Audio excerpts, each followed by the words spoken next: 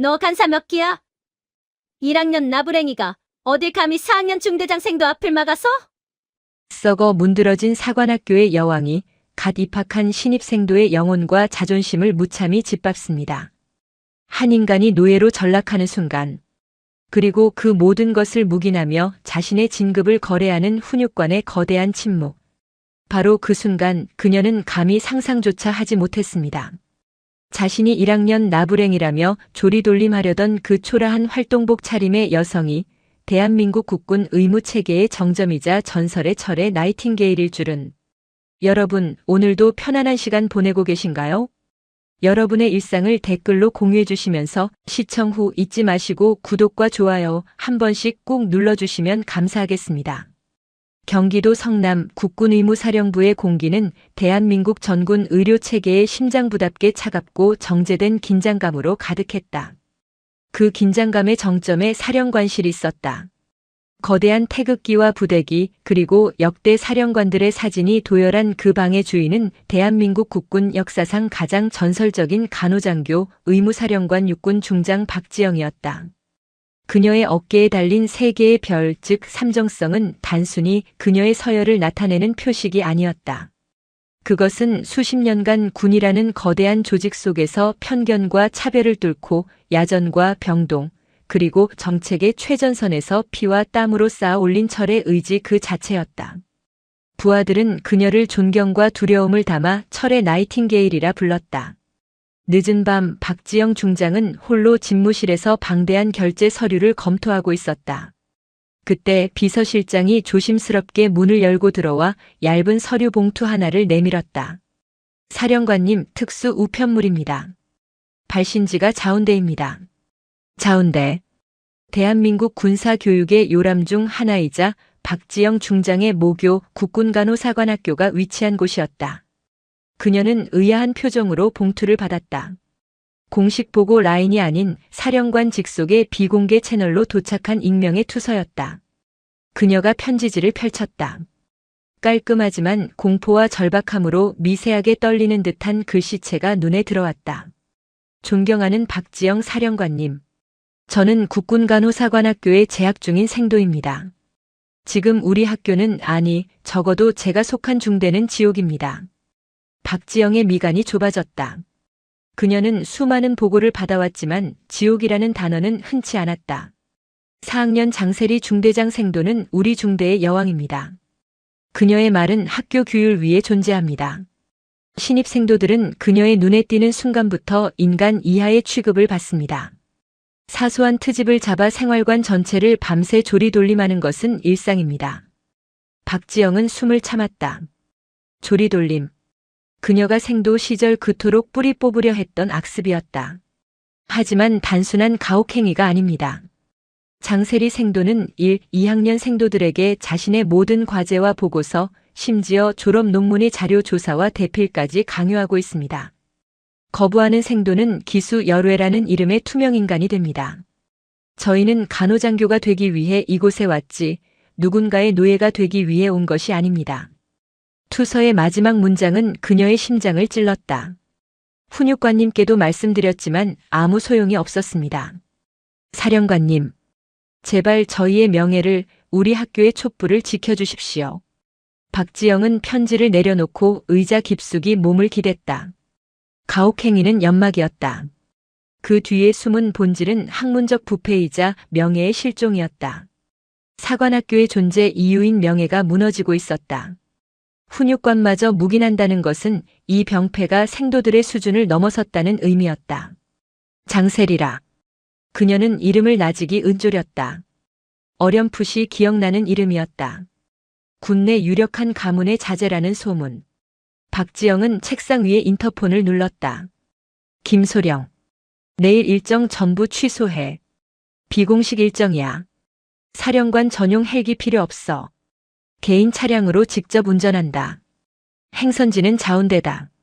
그녀의 눈빛은 야전 병동에서 가장 위급한 환자를 마주한 외과 의사처럼 차갑고 날카로워졌다. 썩은 환부는 지체 없이 도려내야 했다. 그리고 그 환부가 얼마나 깊은지 그녀는 자신의 두 눈으로 직접 확인해야만 했다. 토요일 이른 아침 대전자운대.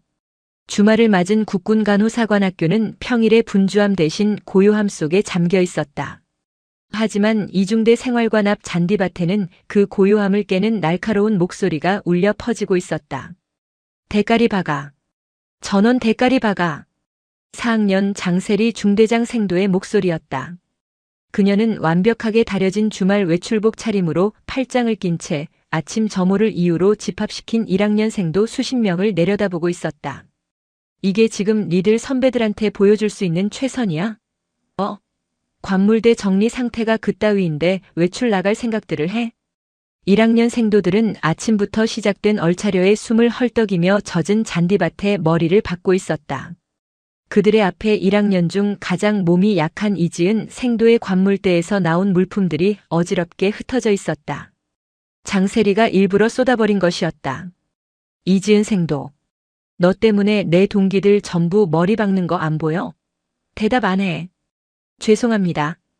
이지은 생도가 눈물 콧물이 범벅이 된 채 악을 썼다. 죄송하면 다야? 니들 1학년은 동기에도 없어? 저런 고문관 하나 때문에 다 같이 고생하는데.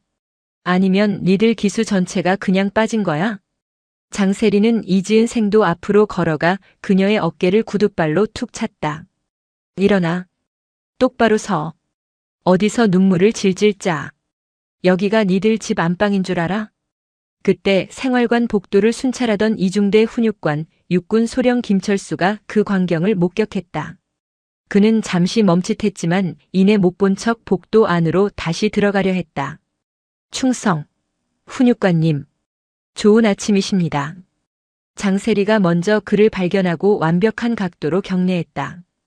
김철수 소령은 헛기침을 하며 마지못해 걸어 나왔다. 아, 장생도. 주말 아침부터 수고가 많군. 이건 뭔가? 그는 머리를 박고 있는 1학년 생도들을 턱짓으로 가리켰다. 1학년들 군기가 너무 빠진 것 같아서 교육 중이었습니다. 요즘 신입 생도들은 사관 생도라기보다는 그냥 대학생 같습니다. 이래서야 나중에 야전에서 제대로 임무 수행이나 하겠습니까? 장세리의 대답은 당당했다. 김철수 소령은 곤란하다는 듯 잠시 망설였지만 이내 고개를 끄덕였다. 장생도의 리더십은 내가 인정하지. 하지만 너무 과격하게는 하지 말게. 주말 아닌가. 적당히 하고 쉬게 해. 염려 놓으십시오. 훈육관님. 확실하게 교육시키겠습니다. 김철수 소령은 장세리의 어깨를 가볍게 두드리고는 서둘러 자리를 떴다. 그는 장세리의 아버지가 자신과 같은 육군 보병병과의 하늘 같은 선배이자 현 군단장인 육군 중장이라는 사실을 잘 알고 있었다. 그녀의 눈밖에 나서 좋을 것이 하나도 없었다. 김철수 소령이 사라지자 장세리의 얼굴에 걸렸던 상냥한 미소는 순식간에 사라졌다. 그녀는 다시 1학년들을 향해 싸늘한 목소리를 뱉었다. 훈육관님 가셨다. 다시 대가리 박아. 그녀는 잔디밭 한가운데 서서 자신의 성을 내려다보는 여왕처럼 오만하게 서 있었다. 그리고 그 성벽을 지탱하는 것은 1학년 생도들의 공포와 눈물, 그리고 2학년 생도들의 침묵이었다. 그녀는 이지은 생도를 노려보며 말했다. 그리고 이지은 생도. 너는 오늘 외출 금지다. 대신 내 방으로 와. 밀린 보고서가 좀 있어서 말이야. 내 동기들 고생시킨 만큼 몸으로라도 갚아야지. 안 그래? 이지은 생도는 입술을 깨물며 고개를 끄덕였다. 그녀의 눈에는 절망이 가득했다. 그 같은 시각 박지영 중장은 사령관의 별 계급장이 아닌 아무 표식도 없는 검은색 활동복 상의와 하의 차림으로 국군간호사관학교 정문을 통과하고 있었다. 위병소 근무자는 그녀의 신분을 확인하려 했지만 그녀가 제시한 것은 국방부 본부에서 발급된 비공식 출입증이었다. 위병소장은 본부에서 오신 분이라는 말에 더 묻지 않고 게이트를 열었다. 박지영은 수십 년 만에 홀로 걷는 모교의 교정이 낯설면서도 익숙했다. 그녀는 생도 생활관 구역으로 천천히 발걸음을 옮겼다. 그녀의 목적은 단 하나, 투서에 언급된 이중대 생활관이었다. 생활관에 가까워질수록 고함 소리가 들려왔다. 박지영은 소리가 나는 곳을 향해 나무 그늘을 따라 은밀하게 접근했다. 그리고 그녀는 목격했다. 수십 명의 1학년 생도들이 잔디밭에 머리를 박고 있었고 그 앞에는 화려한 외출복 차림의 4학년 생도가 구둣발로 다른 생도의 어깨를 툭툭 차고 있었다. 일어나. 똑바로 서. 어디서 눈물을 질질 짜. 박지영의 온몸의 피가 차갑게 식었다. 자신이 생도 시절 겪었던 그리고 뿌리 뽑았다고 믿었던 그 폭력의 망령이 버젓이 살아 숨쉬고 있었다. 그녀는 더 이상 숨어있을 필요를 느끼지 못했다. 그녀는 나무 그늘에서 걸어 나와 잔디밭에서 벌어지는 광경을 똑똑히 보기 위해 그들로부터 수십 미터 떨어진 길가에 멈춰 섰다. 그때 장세리의 옆에 있던 다른 4학년 생도가 박지영을 발견했다. 세리야, 저기. 웬 아줌마가 우리 쪽 쳐다보는데. 장세리가 고개를 돌렸다. 계급장도 없는 평범한 활동복 차림의 중년 여성이었다. 처음 보는 얼굴이었다. 신입생도들의 학부모인가? 아니면 길을 잃은 민간인? 어느 쪽이든 4학년 생도인 자신에게 경례도 없이 빤히 쳐다보는 것은 용납할 수 없는 일이었다. 장세리는 얼차려를 받던 1학년들을 그대로 둔 채 다른 4학년 생도 2명과 함께 박지영을 향해 성큼성큼 걸어갔다. 거기. 장세리가 턱짓을 하며 불렀다. 여기는 생도 생활관 구역이라 외부인 출입 금지입니다. 누구신데 여기까지 들어오셨죠? 박지영은 자신을 향해 걸어오는 오만한 4학년 생도를 차갑게 바라보며 대답했다. 볼 일이 있어서 왔습니다. 그녀의 침착한 대답에 장세리는 어이가 없다는 듯 헛웃음을 쳤다. 볼 일? 아줌마. 여기가 어딘 줄 알고 볼 일을 우누네요. 혹시 1학년 학부모면 당장 위병소 밖으로 나가시고. 학부모 아닙니다. 학부모도 아니면. 혹시 1학년이야? 너. 장세리는 박지영의 얼굴을 뜯어보았다. 나이는 들어 보였지만 키가 작고 활동복 차림이라 분간이 어려웠다. 만약 신입생도가 선배를 보고도 경례를 안 한 것이라면 이건 중대한 군기 문란이었다. 너 1학년이면 관등 성명 안 돼? 선배가 눈앞에 있는데 경례도 안 하고. 반사 몇 기야? 박지영은 그녀의 무례한 질문에 대답하지 않았다. 대신 그녀의 뒤편 잔디밭에서 여전히 머리를 박고 있는 1학년 생도들을 바라보며 말했다. 생도. 지금 하고 있는 그 행동, 사관학교 규율 위반이라는 건 알고 있나? 순간 장세리의 표정이 굳었다. 뭐? 이 아줌마가 진짜 미쳤나? 지금 누굴 가르치려 들어? 장세리의 동기들도 거들었다. 세리야, 아무래도 민간인이 길 잃고 들어와서 군인 행세하는 것 같은데. 헌병대에 신고할까? 아니. 잠깐. 장세리는 박지영의 코앞까지 다가섰다. 키 차이 때문에 그녀가 박지영을 내려다보는 구도였다. 아줌마. 내가 마지막으로 경고하는데. 신분증 까. 아니면 진짜 군인 모독죄로 헌병대에 넘겨버릴 거야. 아니, 그 전에. 내년이 뭔데 우리 학교 일에 감나라 배나라야. 군복만 보면 환장이라도 했어? 어디서 굴러먹던 아줌마가. 내년 환장. 박지영의 눈빛이 얼음장처럼 차가워졌다. 그때 장세리는 박지영의 어깨를 손가락으로 거칠게 쿡 찔렀다. 말 안 해? 너 진짜 간사 몇 기냐고. 장세리가 손을 들어 박지영의 어깨를 강하게 밀치려던 바로 그 순간이었다.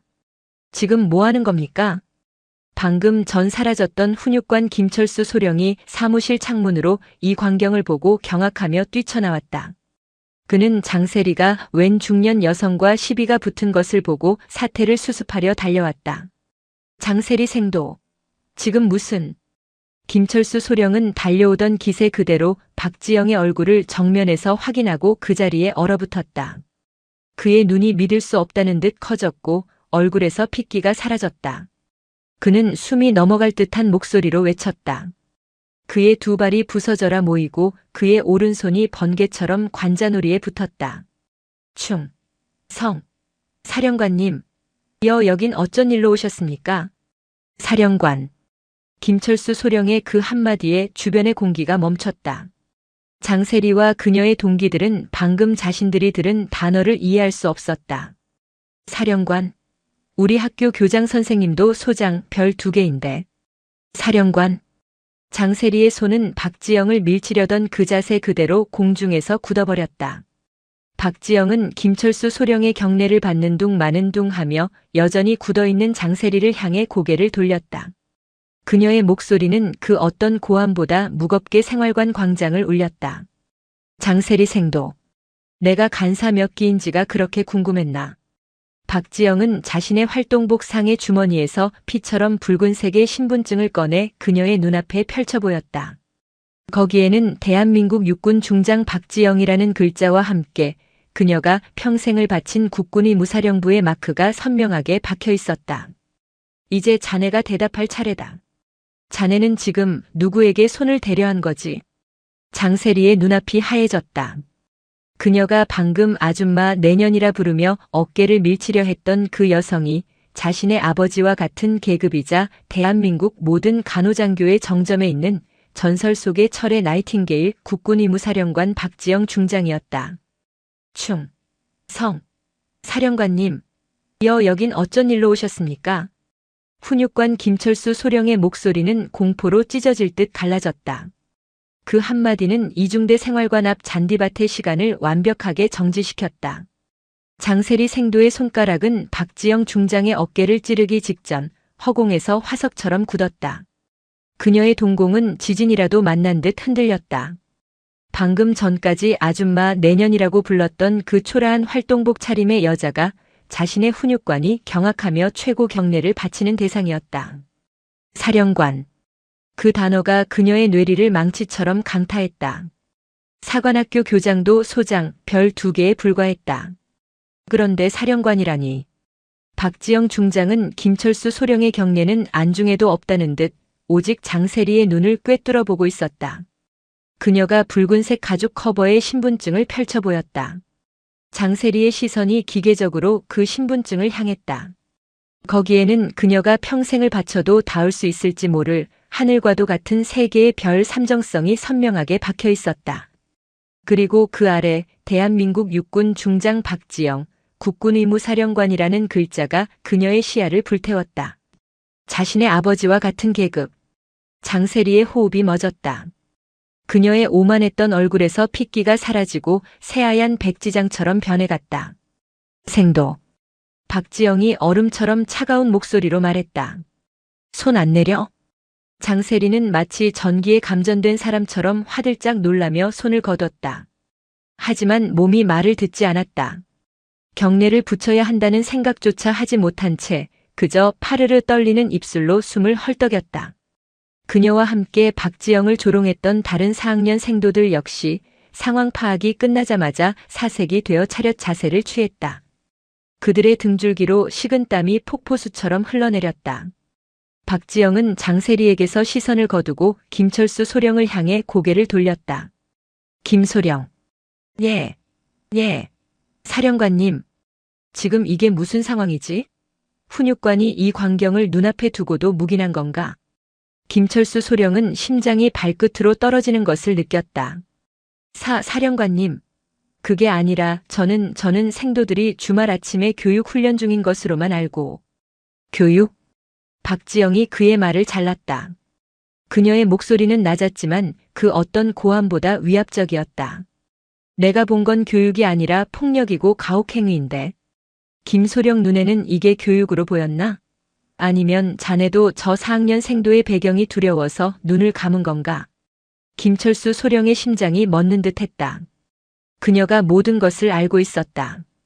박지영은 더 이상 김철수 소령을 상대하지 않았다. 그녀는 잔디밭에 여전히 머리를 박고 떨고 있는 1학년 생도들을 향해 명령했다. 거기 1학년 생도들. 전원 일어서. 수십 명의 생도들이 흙과 눈물, 콧물로 범벅이 된 얼굴을 들고 허둥지둥 일어섰다. 그들은 대체 무슨 일이 벌어지고 있는지 이해할 수 없었지만 저 작은 체구의 여성이 자신들의 훈육관을 압도하고 있다는 사실 하나만은 분명히 깨달았다. 박지영은 다시 장세리에게로 걸어갔다. 구둣발 소리 하나 나지 않는 그녀의 접근에 장세리는 공포로 뒷걸음질 치려 했지만 발이 땅에 붙어 떨어지지 않았다. 장세리 생도랬나? 대답 안 하나? 예.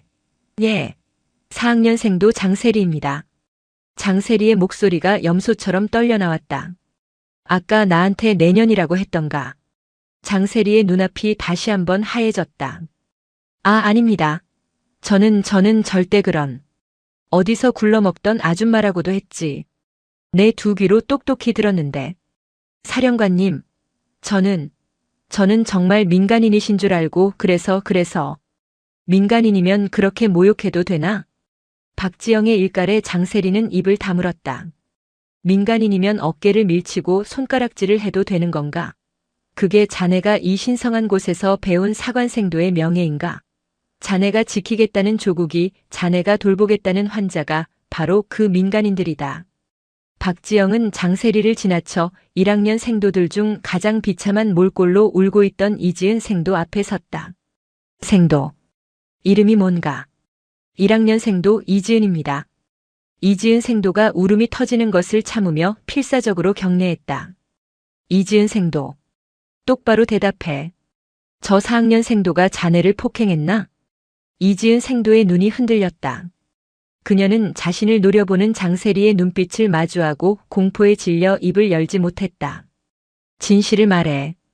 박지영이 이지은 생도의 어깨를 부드럽게 감쌌다. 내가 여기 있다. 이 의무사령관이 바로 자네 옆에 있어. 저 생도가 두려워서 대답을 못하겠나? 그 따뜻한 손길과 단호한 목소리에 이지은 생도가 그동안 참아왔던 모든 것을 터뜨렸다. 상습적으로 괴롭혔습니다. 저뿐만 아니라 제 동기들 모두를. 장세리의 얼굴이 굳었다. 그리고 제 과제도, 제 보고서도. 마침내 투서의 핵심이 그녀의 입에서 터져나왔다. 장세리의 눈이 공포로 물들었다. 단순한 가혹행위가 아니었다. 박지영은 이지은 생도의 어깨를 다독인 뒤 다시 김철수 소령을 바라보았다. 그녀의 눈은 이제 자비가 없었다. 김소령. 당장 학교장실로 연락해. 학교장과 훈육단장, 지금 즉시 이 자리로 오라고 해. 5분 주겠다. 의무사령관 명령이다. 김철수 소령은 거의 비명을 지르다시피 휴대폰을 꺼내 학교 지휘부에 전화를 걸었다. 그의 손이 너무 심하게 떨려 번호조차 제대로 누르지 못했다. 필승. 비서실장님, 저 이중대 훈육관입니다. 지금 큰일 났습니다. 의무사령관님께서 박지영 중장님께서 지금 이중대 생활관 앞에 와 계십니다. 예. 사복 차림이십니다. 학교장님과 훈육단장님 당장 오시랍니다. 사관학교 전체가 이른 아침에 비상벨에 깨어났다. 의무사령관. 박지영 중장. 그 이름 세 글자는 국군간호사관학교 교장인 육군 소장 오은경에게는 직속상관 그 이상의 무게였다. 그녀는 자신의 전설적인 대선배이자 사실상 모든 간호병과의 정점에 있는 인물이었다. 그런 인물이 아무런 예고도 없이 그것도 훈육관의 다급한 비상 연락으로 등장을 알렸다.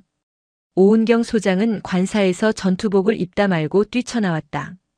훈육단장인 강인규 대령 역시 얼굴이 사색이 되어 행정반을 박차고 나왔다. 그 사이 박지영은 잔디밭의 모든 생도들을 향해 명령했다. 장세리 생도. 그리고 거기 4학년 가담자 전원. 즉각 생활관으로 복귀해 완전 군장 결합한다. 10분 후 연병장 중앙에 집합해 대기한다. 알겠나? 예, 알겠습니다.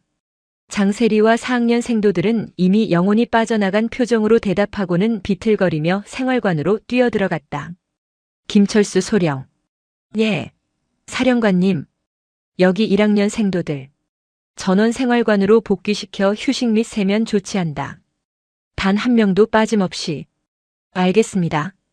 그리고 이지은 생도. 예. 1학년 생도 이지은입니다. 자네는 나를 따라와. 내게 직접 보고할 것이 아주 많을 것 같군. 박지영은 마치 자신의 집무실을 걷듯 이중대 생활관을 가로질러 학교 본관을 향해 걸었다. 흙먼지가 묻고 눈물 자국이 선명한 1학년 생도 이지은이 그녀의 반보 뒤에서 필사적으로 뒤따랐다. 그리고 그 뒤를 이 세상 모든 죄를 짊어진 듯한 표정의 김철수 소령이 따랐다. 주말 아침 생활관 창문으로 이 기괴한 행렬을 목격한 다른 중대 생도들은 모두 숨을 죽였다. 학교 본관 앞에 다다랐을 때 저 멀리서 학교장 오은경 소장과 훈육단장 강인규 대령이 거의 달리다시피 뛰어오는 것이 보였다. 필승! 오은경 소장이 숨을 헐떡이며 경례했다. 그녀의 어깨에 달린 2개의 별이 아침 햇살에 위태롭게 빛났다. 사령관님, 이 이른 아침에 어쩐 일로? 오은경 소장의 시선이 박지영 옆에 선 엉망이 된 1학년 생도에게 꽂혔다. 그녀는 모든 상황을 직감했다. 학교장으로서 최악의 순간이었다. 박지영은 담담하게 경례를 받았다. 오 소장, 오랜만이군.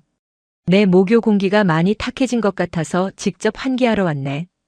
그녀의 목소리는 조용했지만 오은경 소장의 뺨을 후려치는 듯 했다. 학교장실에서 이야기하지. 이 생도도 함께 들어가야겠네. 훈육단장과 김소령은 밖에서 대기해. 학교장실의 육중한 문이 닫혔다. 문 밖에 강인규 대령과 김철수 소령은 감히 숨조차 크게 쉬지 못했다. 육군 소장과 육군 중장, 그리고 1학년 생도. 3사람만 남은 학교장실의 공기는 무겁게 가라앉았다. 내가 오늘 뭘 봤는지 아나 오 소장? 박지영은 소파에 앉지도 않고 창밖을 내다보며 입을 열었다. 그녀는 방금 목격한 모든 것을 단어 하나 빠뜨리지 않고 읊었다. 머리박기, 조롱, 구둣발길질, 그리고 김철수 소령의 묵인. 오은경 소장의 얼굴이 굳어졌다. 사령관님, 면목이 없습니다. 당장 해당 훈육관과 중대장 생도를. 훈육관? 물론 그자도 문제야. 하지만 진짜 문제는 그게 아니야. 박지영은 이지은 생도를 바라보았다. 이지은 생도. 아까 하려던 말 마저 해봐. 과제는 무슨 말이지? 오은경 소장의 시선이 이지은 생도에게 향했다. 2명의 장성 앞에서 이지은 생도는 용기를 냈다. 장세리 중대장 생도는 지난 1년간 저와 제 동기들에게 자신의 모든 전공 과제와 보고서를 대필하게 시켰습니다. 심지어 지금 준비 중인 졸업 논문에 참고 문헌 번역과 자료 조사까지 전부 저희가 하고 있습니다. 오은경 소장의 손이 떨리기 시작했다. 가혹행위는 학교의 명예를 더럽히는 일이지만 논문 대필은 사관학교의 존재 이유 자체를 부정하는 행위였다. 들었나, 오 소장? 박지영이 천천히 뒤돌아 오은경 소장을 바라보았다. 이게 지금 자네 학교에서 벌어지고 있는 일이야. 폭력으로 후배들을 억압하고 그 뒤에선 자기 논문이나 대필시키는 쓰레기들을 간호장교로 만들고 있었다고. 여기가 내 피와 땀이 묻힌 모교가 맞나? 쓰레기. 국군 의무사령관의 입에서 나온 그 단어는 오은경 소장의 심장에 비수처럼 꽂혔다. 한편 연병장 중앙. 완전 군장을 한 장세리와 4학년 생도들은 치욕과 공포 속에서 부들부들 떨고 있었다. 세리야. 어떡해. 우리 이제 어떡해. 진짜 의무사령관이었어. 별 3개. 시끄러워. 장세리가 악을 썼다. 그녀의 얼굴은 공포보다 분노로 일그러져 있었다. 재수없게 걸렸어. 하필 왜 오늘. 젠장. 그 미친년이 왜 사복을 입고 돌아다녀. 야, 말 조심해. 이제 와서 미친년이라니. 퇴교당하는 거 아니야, 우리? 논문 대필까지 걸리면. 퇴교? 웃기지 마. 내가 누군지 잊었어? 장세리의 눈이 번뜩였다. 그녀는 무리에서 살짝 빠져나와 군장 뒤에 숨어 자신의 스마트폰을 꺼냈다. 주말 외출이 허가된 상태라 소지하고 있었다. 그녀는 단축번호 1번을 길게 눌렀다. 자신의 아버지 육군 제3군 단장, 육군 중장 장필규였다. 아빠, 나 어떡해. 나 지금 큰일 났어. 수화기 너머로 잠이 덜 깬 아버지의 목소리가 들렸다. 무슨 일이야 이 시간에. 웬 호들갑이냐? 아빠, 의무사령관, 박지영 중장이 학교에 왔는데 내가 그 사람인 줄 모르고 아니 아주 큰 실수를 했어. 뭐? 박지영 중장? 장필규 중장의 잠이 확 달아났다. 그 역시 박지영을 잘 알았다. 그 같은 삼정성이지만 군 내에서 철의 나이팅게일이라 불리는 그녀의 위상은 단순한 계급 이상이었다. 무슨 실수를 했는데? 그냥 민간인인 줄 알고 아줌마라고 부르고 내년이라고 하고 조금 밀치려고 했는데. 미쳤구나, 내가. 장필규 중장의 고함이 터져나왔다. 아빠, 지금 그게 문제가 아니라 나 완전 군장하고 연병장에 서 있어. 당장 퇴교시킬 기세라고. 아빠가 어떻게 좀 해줘. 응? 아빠도 별 3개잖아. 하필 박지영이라니. 장필규 중장은 마른 세수를 했다. 그는 잠시 고민하다가 입을 열었다. 알았다. 일단 끊어. 절대 경거망동하지 마라. 지금부터는 시키는 대로만 하고 있어. 내가 오은경 소장하고 이야기해 보겠다. 전화를 끄는 장세리는 다시 동기들 틈으로 돌아왔다. 그녀의 얼굴에는 다시 희미한 오만함이 서려 있었다. 같은 시각 학교장실. 박지영 중장은 오은경 소장에게 단호한 어조로 명령을 내리고 있었다. 당장 이중대 훈육관 김철수 소령, 직위해제하고 감찰 대기시켜. 그리고 장세리 생도를 포함한 4학년 가담자 전원, 지금 즉시 징계위원회 회부 준비해. 사안이 중대하니 퇴교 조치를 원칙으로 검토하게. 예, 알겠습니다, 사령관님. 이지은 생도를 포함한 1학년 피해 생도 전원, 즉각 심리 상담 및 보호 조치 실시하고 가해 생도들과 완벽히 분리시켜. 오은경 소장이 박지영의 명령을 받아 적고 있을 때 그녀의 책상 위에 놓인 붉은색 군용 전화기, 즉 비화기가 요란하게 울리기 시작했다. 오은경 소장은 박지영 중장의 눈치를 살폈다. 박지영은 턱짓으로 받으라고 지시했다. 필승. 학교장 소장 오은경입니다. 나 장필규 중장이네. 3군단장이야. 오은경 소장은 자리에서 벌떡 일어섰다. 필승. 군단장님. 오 소장. 지금 내 딸아이가 거기서 좀 실수를 한 모양인데. 내가 들어보니 박지영 사령관님이 좀 과하게 오해를 하신 것 같아서 말이야. 오은경 소장은 식은땀을 흘리며 박지영을 바라보았다. 생도들끼리 군기 잡는 거야 뭐 그럴 수도 있는 일 아닌가. 오 소장이 잘 좀 말씀드려서 원만하게. 그 순간 박지영 중장이 오은경 소장의 손에서 수화기를 빼앗아 들었다. 필승. 의무사령관 중장 박지영입니다. 수화기 너머에서 순간 숨을 들이마시는 소리가 들렸다. 완벽한 정적. 아, 박 사령관님. 허허. 장 중장입니다. 아니, 우리 딸애가 사령관님인 줄 미처 모르고 큰 결례를. 장군단장. 박지영이 그의 말을 잘랐다. 지금 자네 딸이 저지른 짓이 실수로 보이나? 내게 내년이라고 하고 어깨를 밀치려 한 게 생도들끼리 군기 잡는 일로 보이냔 말일세. 아니, 그건 제가 교육을 잘못 시킨 탓입니다. 하지만 사령관님이신 줄 몰랐다고 하니 부디. 몰랐으면 괜찮나? 박지영의 목소리가 강철처럼 날카로워졌다. 그럼 내 모교는 민간인은 함부로 모욕하고 폭행해도 되는 곳이었나? 그리고 박지영은 숨을 한번 골랐다. 자네 딸은 지금 후배 생도들 논문 대필이나 시키는 쓰레기 짓을 하고 있었어. 이게 군단장이 지휘관의 권한을 이용해 청탁 전화나 할 일인가? 사령관님. 말씀이 지나치십니다. 쓰레기라니. 지나친 건 자네 딸의 행동과 자네의 이 전화겠지. 장군단장. 이 일은 단순한 생도 간의 문제가 아니야. 내 모교의 명예를 더럽힌 범죄 혐의로 조사를 받아야 할 일이야. 박 사령관. 그리고 이 시간부로 자네가 지휘관의 직위를 이용해 내 감찰에 압력을 행사하려 했다는 사실까지 포함해서 국방부 장관님께 직접 보고하겠네. 이만 끊겠네. 철컥. 박지영은 3군단장의 말이 끝나기도 전에 붉은색 수화기를 내려놓았다. 오은경 소장은 같은 삼정성인 군단장과의 통화를 일방적으로 끊어버린 박지영을 경외와 공포가 뒤섞인 눈으로 바라보았다. 철의 나이팅게일이 3군단장에게 정면으로 전쟁을 선포한 순간이었다. 박지영은 아무 일 없었다는 듯 오은경 소장을 바라보았다. 뭘 멍하니 서 있나? 당장 감찰실장 불러. 지금부터 이중대 전체 그리고 훈육단 전체를 이잡듯이 뒤진다. 먼지 한 톨까지 낱낱이.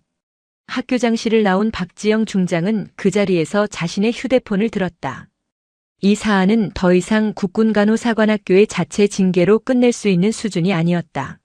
나다. 의무사령관이다. 지금 즉시 사령부 감찰실장과 법무실장, 그리고 디지털 포렌식 팀 전원 비상 소집해. 30분 내로 헬기 띄워. 행선지는 자운대 국군간호사관학교다. 내 직권으로 학교 전체에 대한 특별 감찰을 개시한다. 현장에 도착하는 즉시 이중대 생활관 전체, 훈육단장실, 김철수 소령 사무실, 그리고 장세리 생도의 모든 개인 물품을 압수수색한다. 학교장에게는 방금 통보했다. 박지영은 전화를 끊고 자신을 사색이 되어 바라보는 오은경 소장과 강인규 대령을 향해 말했다. 오 소장, 강 대령.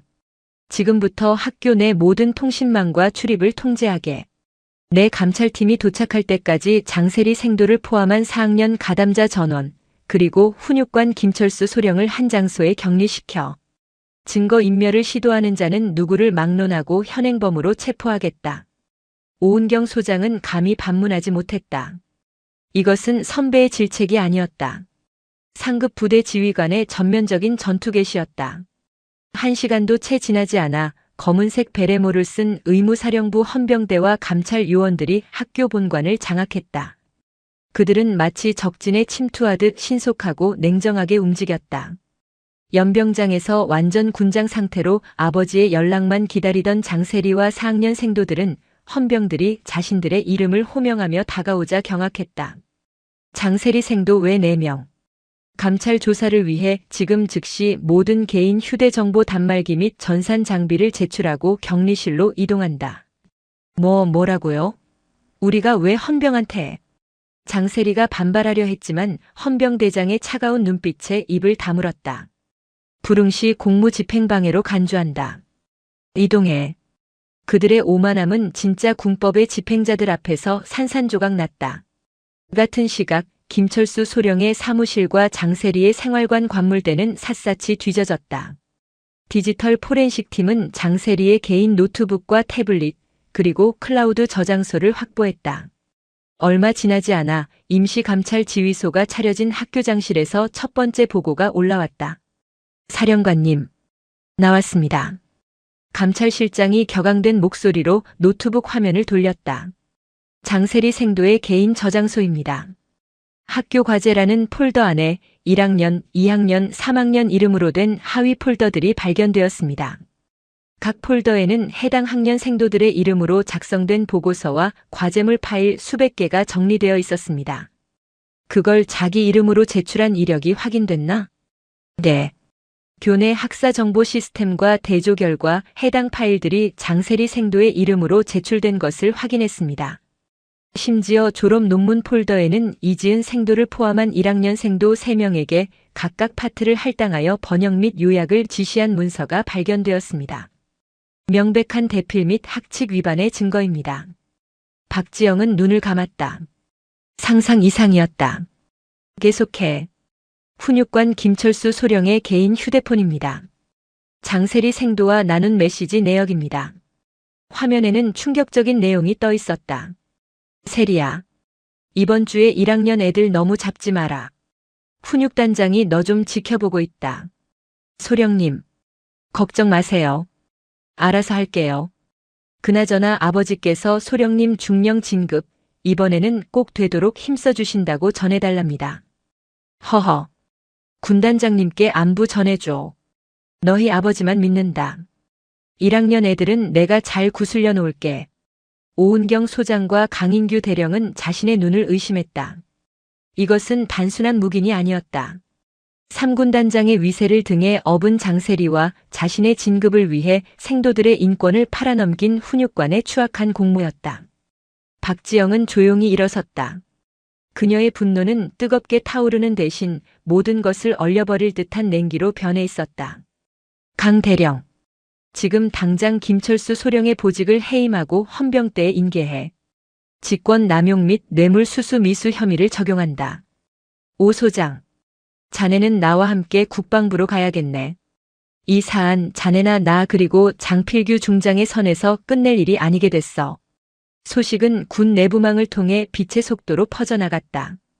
국군 의무사령관이 자신의 모교인 국군간호사관학교를 발칵 뒤집어 놓았다는 것, 그리고 그 중심에 3군 단장의 딸이 있다는 사실이 육군본부가 위치한 계룡대는 벌집을 쑤신 듯 했다. 장필규 중장은 자신의 사무실에서 길길이 날뛰었다. 박지영 그 미친년이 감히 내 딸을 내 얼굴에 똥칠을 해? 그는 박지영이 자신의 전화를 일방적으로 끊고 심지어 감찰팀까지 보냈다는 사실에 이성을 잃었다. 그는 자신의 인맥을 총동원했다. 자신과 동기인 육군본부 감찰실장, 인사사령관, 심지어 육군참모총장 비서실에까지 전화를 돌렸다. 이거 명백한 표적 감찰이야. 박지영이가 내 딸한테 개인적인 모욕을 당했다고 사령관 직위를 이용해서 보복하는 거라고. 당장 감찰 중단시켜. 아니면 군 전체가 뒤집어질 줄 알아. 하지만 그의 절박한 외침은 차가운 벽에 부딪혔다. 군단장님. 이미 사안이 국방부 장관님께 직보되었습니다. 의무사령관님께서 학교장과 함께 장관님을 직접 뵙고 장세리 생도의 논문 대필 증거와 김철수 소령의 거래 내역까지 전부 보고하셨답니다. 뭐라고? 지금 장관님께서 격노하셔서 이 사안을 군 기강 쇄신 본보기로 삼으라고 지시하셨다는 소식입니다. 장 군단장님께서 직접 청탁 전화를 하신 내용까지 모두 보고되었다고 합니다. 장필규 중장의 손에서 수화기가 떨어졌다. 끝났다. 박지영은 그의 정치적인 움직임을 한 수 앞서 읽고 아예 최고 지휘 라인을 통해 그의 손발을 묶어버린 것이었다. 증거는 차고 넘쳤다. 개인적인 모욕은 이제 이 거대한 학문적 부패와 인사청탁이라는 범죄를 가리기 위한 사소한 명분에 불과했다. 박지영은 국방부에서 복귀하는 즉시 사관학교 교육운영위원회에 긴급 소집을 명령했다. 장세리와 가담자들에 대한 징계위원회였다. 그녀는 위원회에 직접 참석했다. 학교장 오은경 소장이 위원장을 맡았고 박지영 중장은 상급부대 지휘관 자격으로 배석했다. 격리실에서 끌려나온 장세리는 이미 상황이 끝났다는 것을 직감했다. 하지만 그녀는 마지막 발악을 했다. 인정 못합니다. 이건 명백한 표적 감찰이고 보복입니다. 박지영 사령관님이 저한테 개인적인 원한을 품고 조용히 해 생도. 박지영이 나직이 말했다. 내가 자네에게 무슨 원한이 있나? 자네가 내게 내년이라고 해서? 아줌마라고 해서? 물론 불쾌했지. 하지만 내 기분 따위로 군법을 움직이지 않아. 박지영은 감찰실장에게 눈짓했다. 저 화면에 자네가 후배들에게 대필시킨 증거 목록을 띄워. 스크린에 수백 개의 파일 목록과 대화 내역이 펼쳐지자 장세리는 얼굴이 하얗게 질렸다. 자네는 내게 모욕을 준 게 아니야.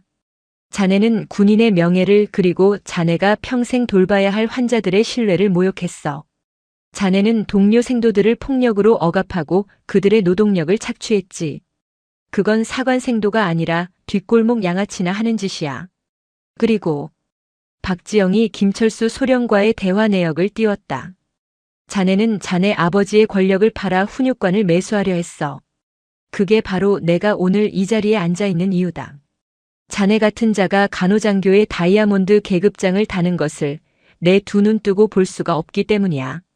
장세리는 더 이상 아무 말도 하지 못했다. 그녀는 그저 떨고만 있었다. 오은경 소장이 위원들을 둘러본 뒤 최종 판결문을 읽어 내려갔다. 국군간호사관학교 교육운영위원회는 4학년 장세리 생도가 사관 생도의 품위를 심각하게 손상시켰으며 반복적인 가혹행위와 지휘권 남용 그리고 학칙이 금지하는 논문 대필 행위 등 도저히 장교로서 임관할 자격이 없다고 판단한다. 이에 장세리 생도를 국군간호사관학교에서 퇴교 조치한다. 퇴교. 장세리의 눈이 초점을 잃었다. 4년간의 모든 것이 사라지는 순간이었다. 징계위원회가 끝난 직후 박지영 중장은 연병장에 집합한 가담 4학년 생도들에게도 똑같은 처분이 내려지는 것을 지켜보았다. 주동자급 2명은 퇴교, 단순 가담자 2명은 1년 유급이라는 중징계가 내려졌다. 그리고 김철수 소령은 즉각 구속되었다. 그는 군사법원으로 넘겨져 직권 남용, 뇌물수수 약속, 그리고 군인의 지휘 및 복무에 관한 기본법 위반 혐의로 재판을 받게 되었다.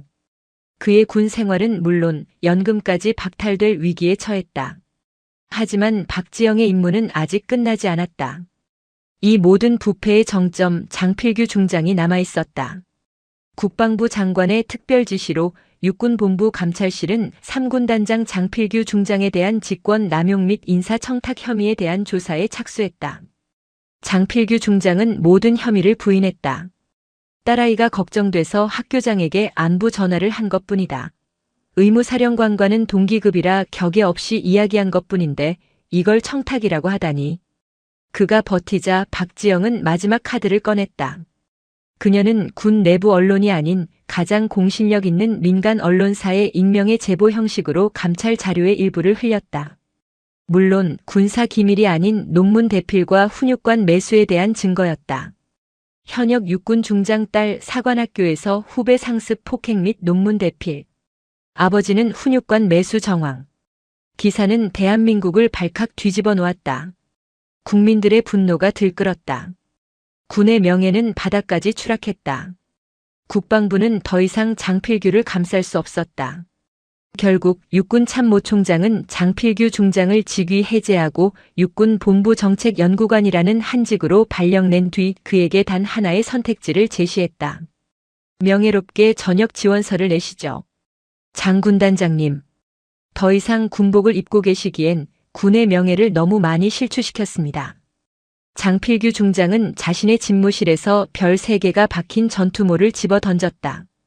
박지영이라는 감히 자신과 같은 계급장을 달고 있던 그 간호쟁이 하나를 얕보다가 자신의 모든 것을 잃은 것이었다. 그는 결국 불명예 전역이라는 최악의 사태를 피하기 위해 스스로 전역 지원서를 제출했다. 그의 군 생활은 가장 치욕적인 방식으로 막을 내렸다. 며칠 후 국군간호사관학교는 다시 안정을 되찾았다. 하지만 그 공기는 이전과 완전히 달랐다. 썩은 고름을 짜낸 뒤에 건강한 긴장감이 감돌았다. 장세리는 모든 짐을 싸서 부모의 차를 타고 정문을 빠져나갔다. 그녀는 더 이상 사관생도가 아닌 평범한 20살 초반의 민간인이었다.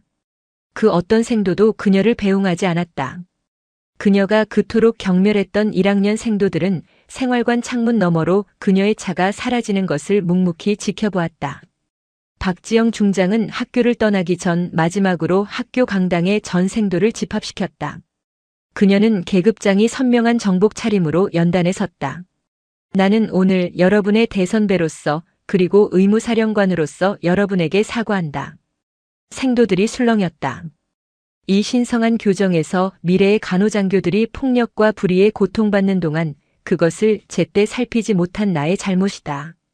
미안하다. 박지영이 허리를 숙여 사과하자 강당은 숙연해졌다. 하지만 오늘을 기억하라. 여러분이 입은 이 군복은 여러분에게 주어진 특권이 아니라 여러분이 짊어져야 할 책임이다. 여러분의 손에 들릴 주사기와 청진기는 계급을 막론하고 모든 전우의 생명을 구하는 신성한 도구이지 후배들을 억압하고 자신의 이익을 챙기는 흉기가 아니다. 그녀는 강당 앞줄에 앉은 이지은 생도를 바라보았다. 불의를 보고 침묵하는 것은 불의에 동조하는 것이다. 오늘 이지은 생도는 가장 끔찍한 공포 속에서 가장 용기 있는 목소리를 냈다. 그 목소리가 이 학교를 살렸다. 진정한 리더십은 폭력적인 카리스마가 아니라 가장 약한 자의 목소리를 들어주는 용기에서 나온다. 박지영은 연설을 마쳤다. 여러분이 나이팅게일의 숭고한 정신을 이어받은 진정한 간호장교로 거듭나길 바라며 또한 대한민국 육군의 자랑스러운 장교로 성장하길 명령한다.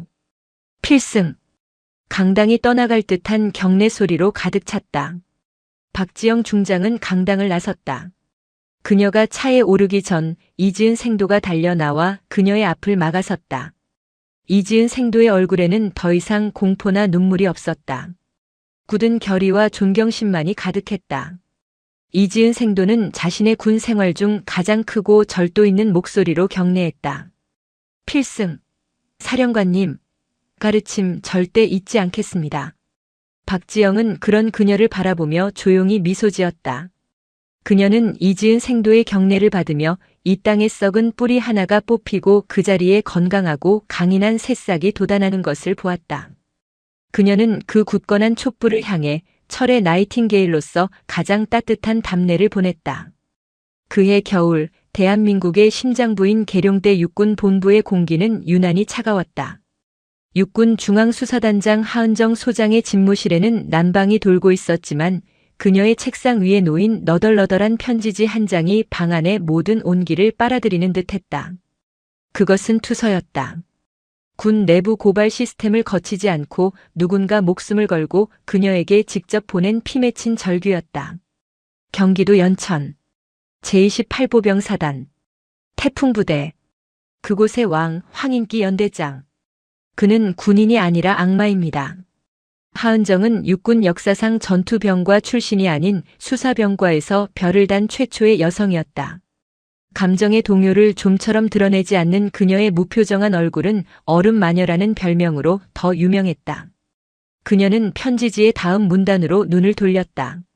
얼마 전 혹한기 진지 구축 공사 중 박일병이 붕괴된 교통호에 깔려 죽었습니다. 부대는 단순 안전사고로 처리했지만 사실이 아닙니다. 황인기 대령이 빼돌린 불량 자재 때문입니다. 그는 살인자입니다. 부디 제발 제 친구의 억울함을 풀어주십시오. 단순한 군납 비리가 아니었다. 최전방 GOP를 담당하는 사단의 현역 연대장이 병사의 죽음에 직접적으로 연루되어 있다는 혐의였다. 하은정은 수화기를 들어 수사일과장 최중령을 호출했다.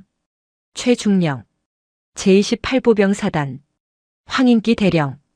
지금 이 순간부터 공식 기록 없이 비공식적으로 모든 자료를 긁어모아 그가 지난 3년간 손댄 모든 공사, 보급, 유류 내역, 그리고 박일병 사망 기록까지 내일 아침까지 내 책상 위에 올려놔. 최중령의 얼굴이 하얗게 질렸다. 단장님, 제28보병 사단은 김경석 소장이 사단장입니다. 그리고 그 위는 제호 군단장 유태진 중장님이십니다. 그 나이는. 그래서 하은정이 그의 말을 잘랐다. 그게 그놈이 살인자라는 사실을 묵인해야 할 이유가 되나. 최중령은 입을 다물었다. 유태진 중장. 육군 내 최대 파벌의 수장이자 참모총장조차 함부로 건드리지 못하는 실세 중의 실세였다. 김경석 사단장은 그의 신복이었고 황인기 대령은 그 라인에 충실한 행동대장이었다. 이 사건을 건드리는 것은 육군 전체를 적으로 돌리는 것과 같았다. 다음 날 아침 최중령이 가져온 자료는 하은정의 예상을 확신으로 바꾸었다. 황인기 대령의 처가 쪽으로 거액의 자금이 흘러들어간 정황, 그가 최근 강남의 고급 오피스텔을 매입한 사실, 그리고 박일병이 사망한 진지공사에 납품된 자재업체는 유태진 군단장의 사촌이 운영하는 유령 회사와 다름없었다. 하지만 모든 것은 완벽하게 합법적인 거래로 위장되어 있었다. 박일병의 사망 기록은 혹한기 동결 집안 해빙으로 인한 불의의 사고로 한치의 오차도 없이 깔끔하게 종결되어 있었다. 하은정은 창밖의 앙상한 나뭇가지를 바라보았다. 정식 수사팀을 연천으로 보내는 순간 유태진 중장의 귀에 들어갈 것이다. 수사관들이 사단 정문을 통과하기도 전에 황인기는 모든 증거를 파기하고 관련자들의 입을 맞출 것이다.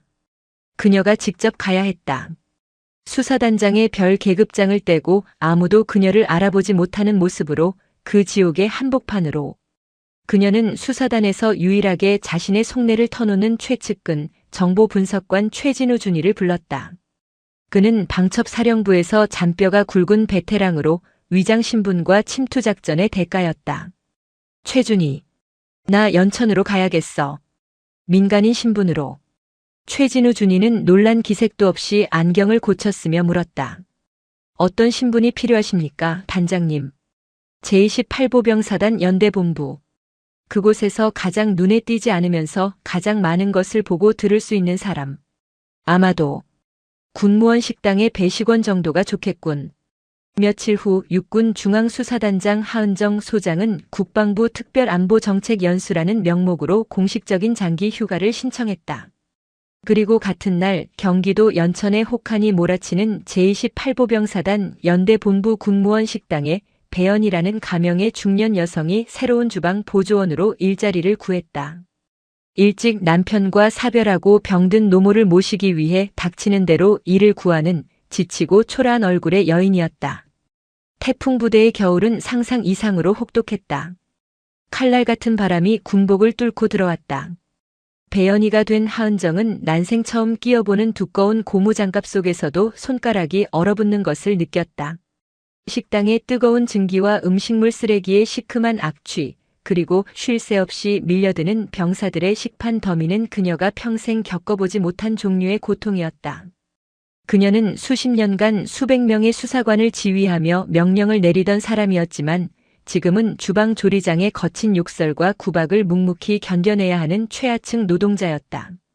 아줌마, 거기 꾸물거리지 말고 빨리 식판 안 날라. 손이 왜 그래? 무슨 장군 마누라라도 되슈. 조리장의 모욕적인 언사에 그녀는 고개를 숙이며 죄송합니다를 기계적으로 반복했다. 그녀의 어설프고 느린 손놀림 그리고 어딘지 모르게 배어나오는 위화감은 다른 주방 보조원들에게도 경계와 경멸의 대상이 되었다. 그녀는 완벽하게 배연이가 되어가고 있었다. 연약하고 무능하며 누구의 관심도 끌지 못하는 투명 인간으로. 그녀가 지옥 같은 식당 일을 자처한 이유는 명확했다. 식당은 부대의 모든 소문과 정보가 모이는 하수구였다. 병사 식당과 간부 식당을 오가며 그녀는 수많은 날것의 대화들을 걸러들었다. 그리고 마침내 그녀가 찾던 목표물 황인기 대령을 직접 목격할 수 있었다. 황인기 대령은 병사들 앞에서는 아버지였다. 쩌렁쩌렁한 목소리로 훈련을 독려하고 식당에서는 병사들의 식판에 직접 반찬을 얹어주며 어깨를 두드렸다. 많이 먹어라. 먹고 힘내서 적들 다 때려잡아야지. 병사들은 그런 그에게 열광했다. 하지만 하은정이 간부 식당에서 배식을 하며 몰래 지켜본 그의 본 모습은 완전히 달랐다. 그는 자신보다 계급이 낮은 장교들, 특히 보급이나 재정 담당 장교들에게는 인간 이하의 취급을 했다. 이선우 소령. 당신은 머리가 장식이야. 내가 지시한 보급 물자 명세서 아직도 숫자가 안 맞잖아. 이번 달 유류 소모량 보고서 내가 말한 대로 깔끔하게 못 맞춰. 당신 군 생활 그만하고 싶어. 하은정의 귀가 번쩍 뜨였다. 이선우 소령. 군수과장이었다. 투서에는 없던 이름이었지만 보급을 총괄하는 군수과장이 연대장의 저런 노골적이고 구체적인 압박을 받는다는 것은 그가 바로 비리의 핵심 실무자라는 뜻이었다. 그녀는 이선우 소령의 얼굴을 유심히 살폈다. 그는 육군사관학교를 우수한 성적으로 졸업했지만 줄을 잘못 써 유태진 군단장의 라인을 타지 못해 최전방으로 밀려난 전형적인 비운의 엘리트였다. 그는 황 대령의 모욕에 아무 대꾸도 못하고 얼굴만 붉힌 채 숟가락을 들지 못했다. 하은정은 두 번째 목표를 설정했다. 첫 번째 제보자 그리고 이선우 소령.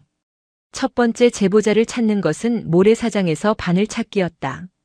투서의 필체나 절박함으로 보아 사병이 분명했지만 수천 명의 병사 중 누구인지 특정할 수 없었다. 그녀는 식당에서 잔반을 치우며 병사들의 대화에 귀를 기울였다. 그러던 어느 날 식기 세척장 뒤편에서 병사 2명이 몰래 담배를 피우며 나누는 대화를 엿듣게 되었다. 박 병장, 너 진짜 그만해. 너 그러다 황 대령한테 찍히면 너 진짜 영창 가는 걸로 안 끝나. 너 박일병처럼 되고 싶어? 그래도 말해야지. 시발 준영이 형. 아니, 박일병 그렇게 죽은 거 너무 억울하잖아. 그날 교통호 무너진 거. 시멘트가 아니라 그냥 흙덩어리였다고. 하은정은 심장이 멎는 것 같았다. 박 병장. 그리고 사망한 박준영 일병. 그녀는 조용히 그 병사의 얼굴을 익혔다. 취사 지원을 나온 전투지원중대 소속 박주환 병장이었다. 며칠 뒤 하은정은 일부러 식당 뒤편에서 가장 무거운 음식물 쓰레기통을 옮기다 발을 헛디딘 척 요란하게 넘어졌다. 마침 근처를 지나던 박주환 병장이 깜짝 놀라 달려와 그녀를 부축했다. 아주머니, 괜찮으십니까? 어디 다치신 데 없으세요? 하은정은 극심한 고통을 연기하며 그의 팔을 붙잡았다. 아이고, 고마워요. 용사님, 내가 요즘 아들 생각 때문에 정신이 없어서. 우리 아들도 박일병처럼. 그녀는 일부러 말끝을 흐렸다. 박주환 병장의 눈빛이 그 자리에서 얼어붙었다. 박일병, 말씀이십니까? 그래요. 여기 부대에서 사고로 갔다면서. 하필 이름이 같아서 얼마나 억울했을까. 부모는 알기나 할까. 제 아들 같아서 마음이 너무 아프네. 그녀는 일부러 눈물을 글썽였다. 박주환 병장은 주먹을 꽉 쥔 채 부들부들 떨었다. 그는 공포에 질린 눈으로 주변을 살피더니 낮은 목소리로 속삭였다. 아주머니, 여긴 위험합니다. 그런 말씀 함부로 하시면 안 됩니다. 정말 큰일 납니다. 위험하다니. 뭐가 위험해요? 그냥 아들 생각나서 그런 건데. 아닙니다. 준영이 형은, 박일병은 사고가 아니었습니다. 그날 밤 하은정은 박주환 병장과 식당의 차가운 부식 창고에서 다시 만났다. 박 병장은 공포에 질려 있으면서도 무언가를 결심한 듯 했다. 제가 투서 보냈습니다. 하지만 아무 소용 없었습니다. 육군 본부 감찰실로 보냈는데 오히려 며칠 뒤에 연대장님이 저를 부르셨습니다. 하은정은 등골이 오싹했다. 투서가 유태진 군단장의 라인을 통해 황인기 대령에게 역으로 전달된 것이다. 연대장님이 제 어깨를 주무르시면서 웃으시더군요. 박 병장, 군 생활 편하게 하고 싶으면 헛생각 말고 훈련이나 열심히 받으라고. 그날 이후로 저는 부대 내 왕따가 됐습니다. 아무도 없는 탄약고 정리 작업만 혼자 하고 있습니다. 사실상의 감금이자 심리적 고문이었다. 박 병장, 나 사실 군 관계자요. 당신을 도우러 왔어요. 당신 친구의 억울함을 풀러. 박주환 병장은 그녀를 믿지 못했다. 식당 아주머니가 어떻게? 하은정은 자신의 신분을 증명할 방법이 없었다. 그녀는 마지막 수단을 썼다. 이것은 최진우 준이가 비공식적으로 파악한 그 어떤 사망 기록에도 없는 사실이었다. 박준영 일병 어머니 성함이 오숙자 씨. 맞지. 고향은 해남. 사망 당일 부대에서는 어머니가 위독하다는 거짓 전보로 박 일병을 휴가 중에 강제로 불러들였어. 그리고 그 공사 현장으로 투입시켰지. 맞나? 박주환 병장의 눈이 경악으로 물들었다. 어떻게? 그걸. 나를 믿어요. 황인기 대령을 잡으려면 그날 공사 현장의 자재 명세서 원본이 필요해. 그리고 그 모든 걸 알고 있는 사람. 군수과장 이선우 소령이 그걸 가지고 있겠지. 박주환 병장이 절망적인 얼굴로 고개를 끄덕였다. 이 소령님도 괴로워하고 계십니다. 연대장님이 모든 걸 이 소령님께 떠넘기려 하고 있습니다. 이 소령님이 이면 장부를 가지고 계신 걸로 압니다.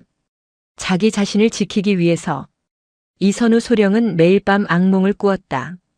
육군 사관학교를 졸업하고 조국에 헌신하겠다는 푸른 다짐은 연천의 혹한과 황인기라는 악마 앞에서 산산조각 났다. 군수과장으로 부임한 첫날부터 황인기 대령은 그를 하수인으로 낙점했다. 처음에는 단순한 유류 절감 보고서 조작이었다. 그러나 점점 대담해져 이제는 GOP 철책 보강 공사와 병사 생활관 개선 공사의 자재를 통째로 빼돌리고 있었다.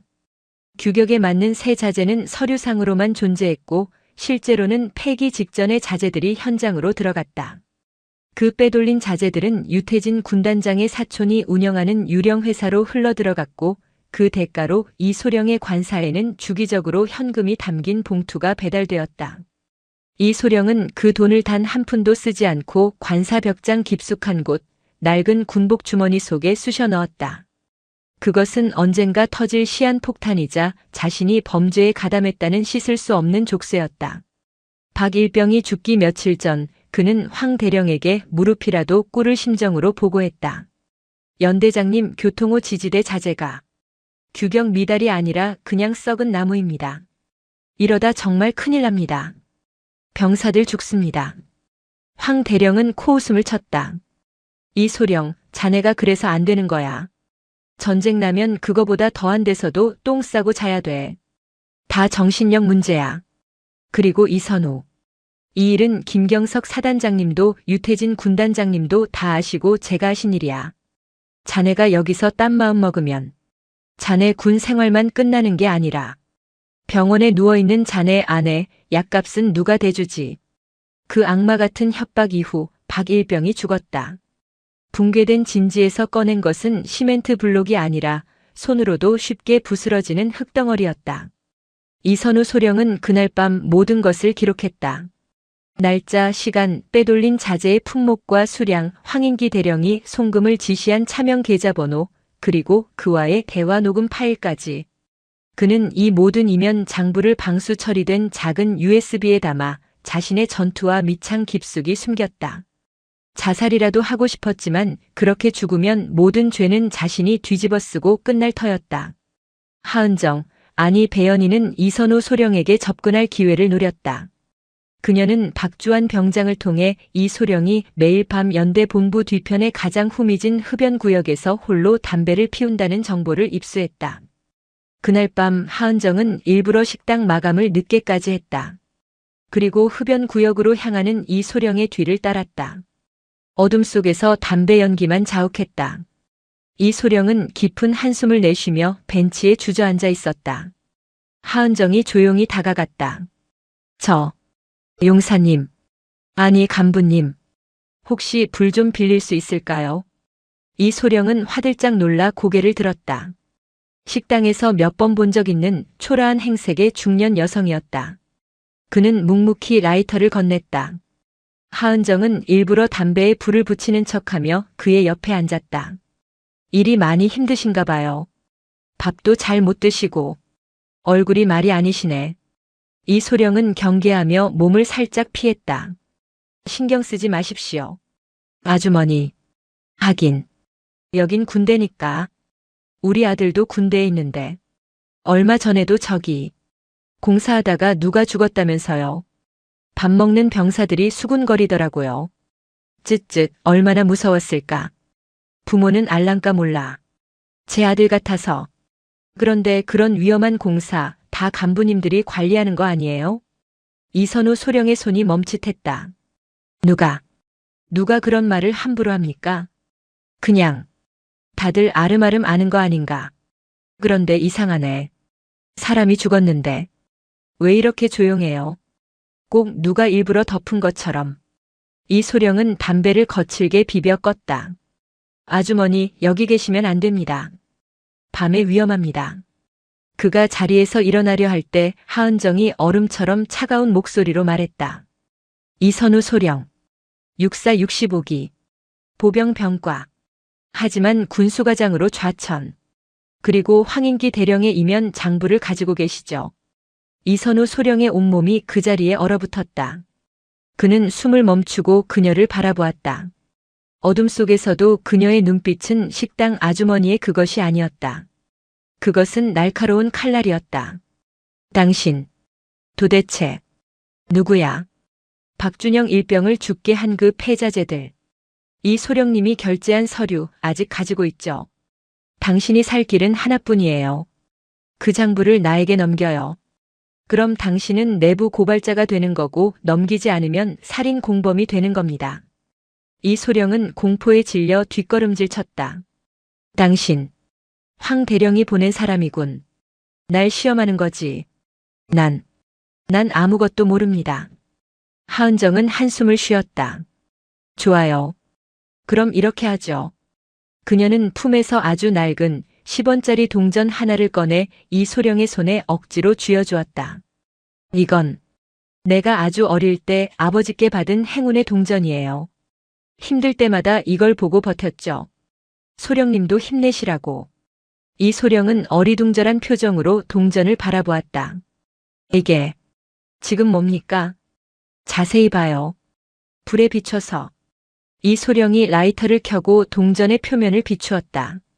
평범한 동전이었지만 표면 한가운데에 육안으로 식별하기 힘든 바늘 끝으로 새긴 듯한 작은 문양이 있었다.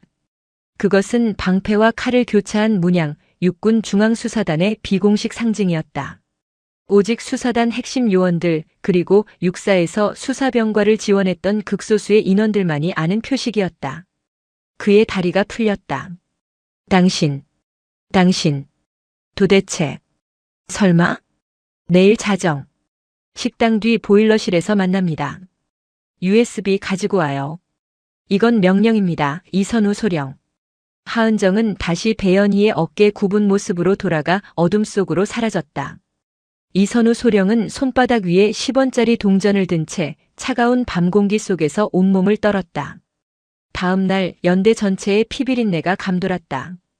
황인기 대령이 아침부터 사단장인 김경석 소장에게 불려가 쌍욕을 먹고 돌아왔다는 소문이 돌았다. 이유는 알 수 없었지만 황 대령은 평소의 여유로운 모습과 달리 극도로 날카로워져 있었다. 그는 닥치는 대로 장교들의 군기를 잡았고 분위기는 살얼음판 그 자체였다.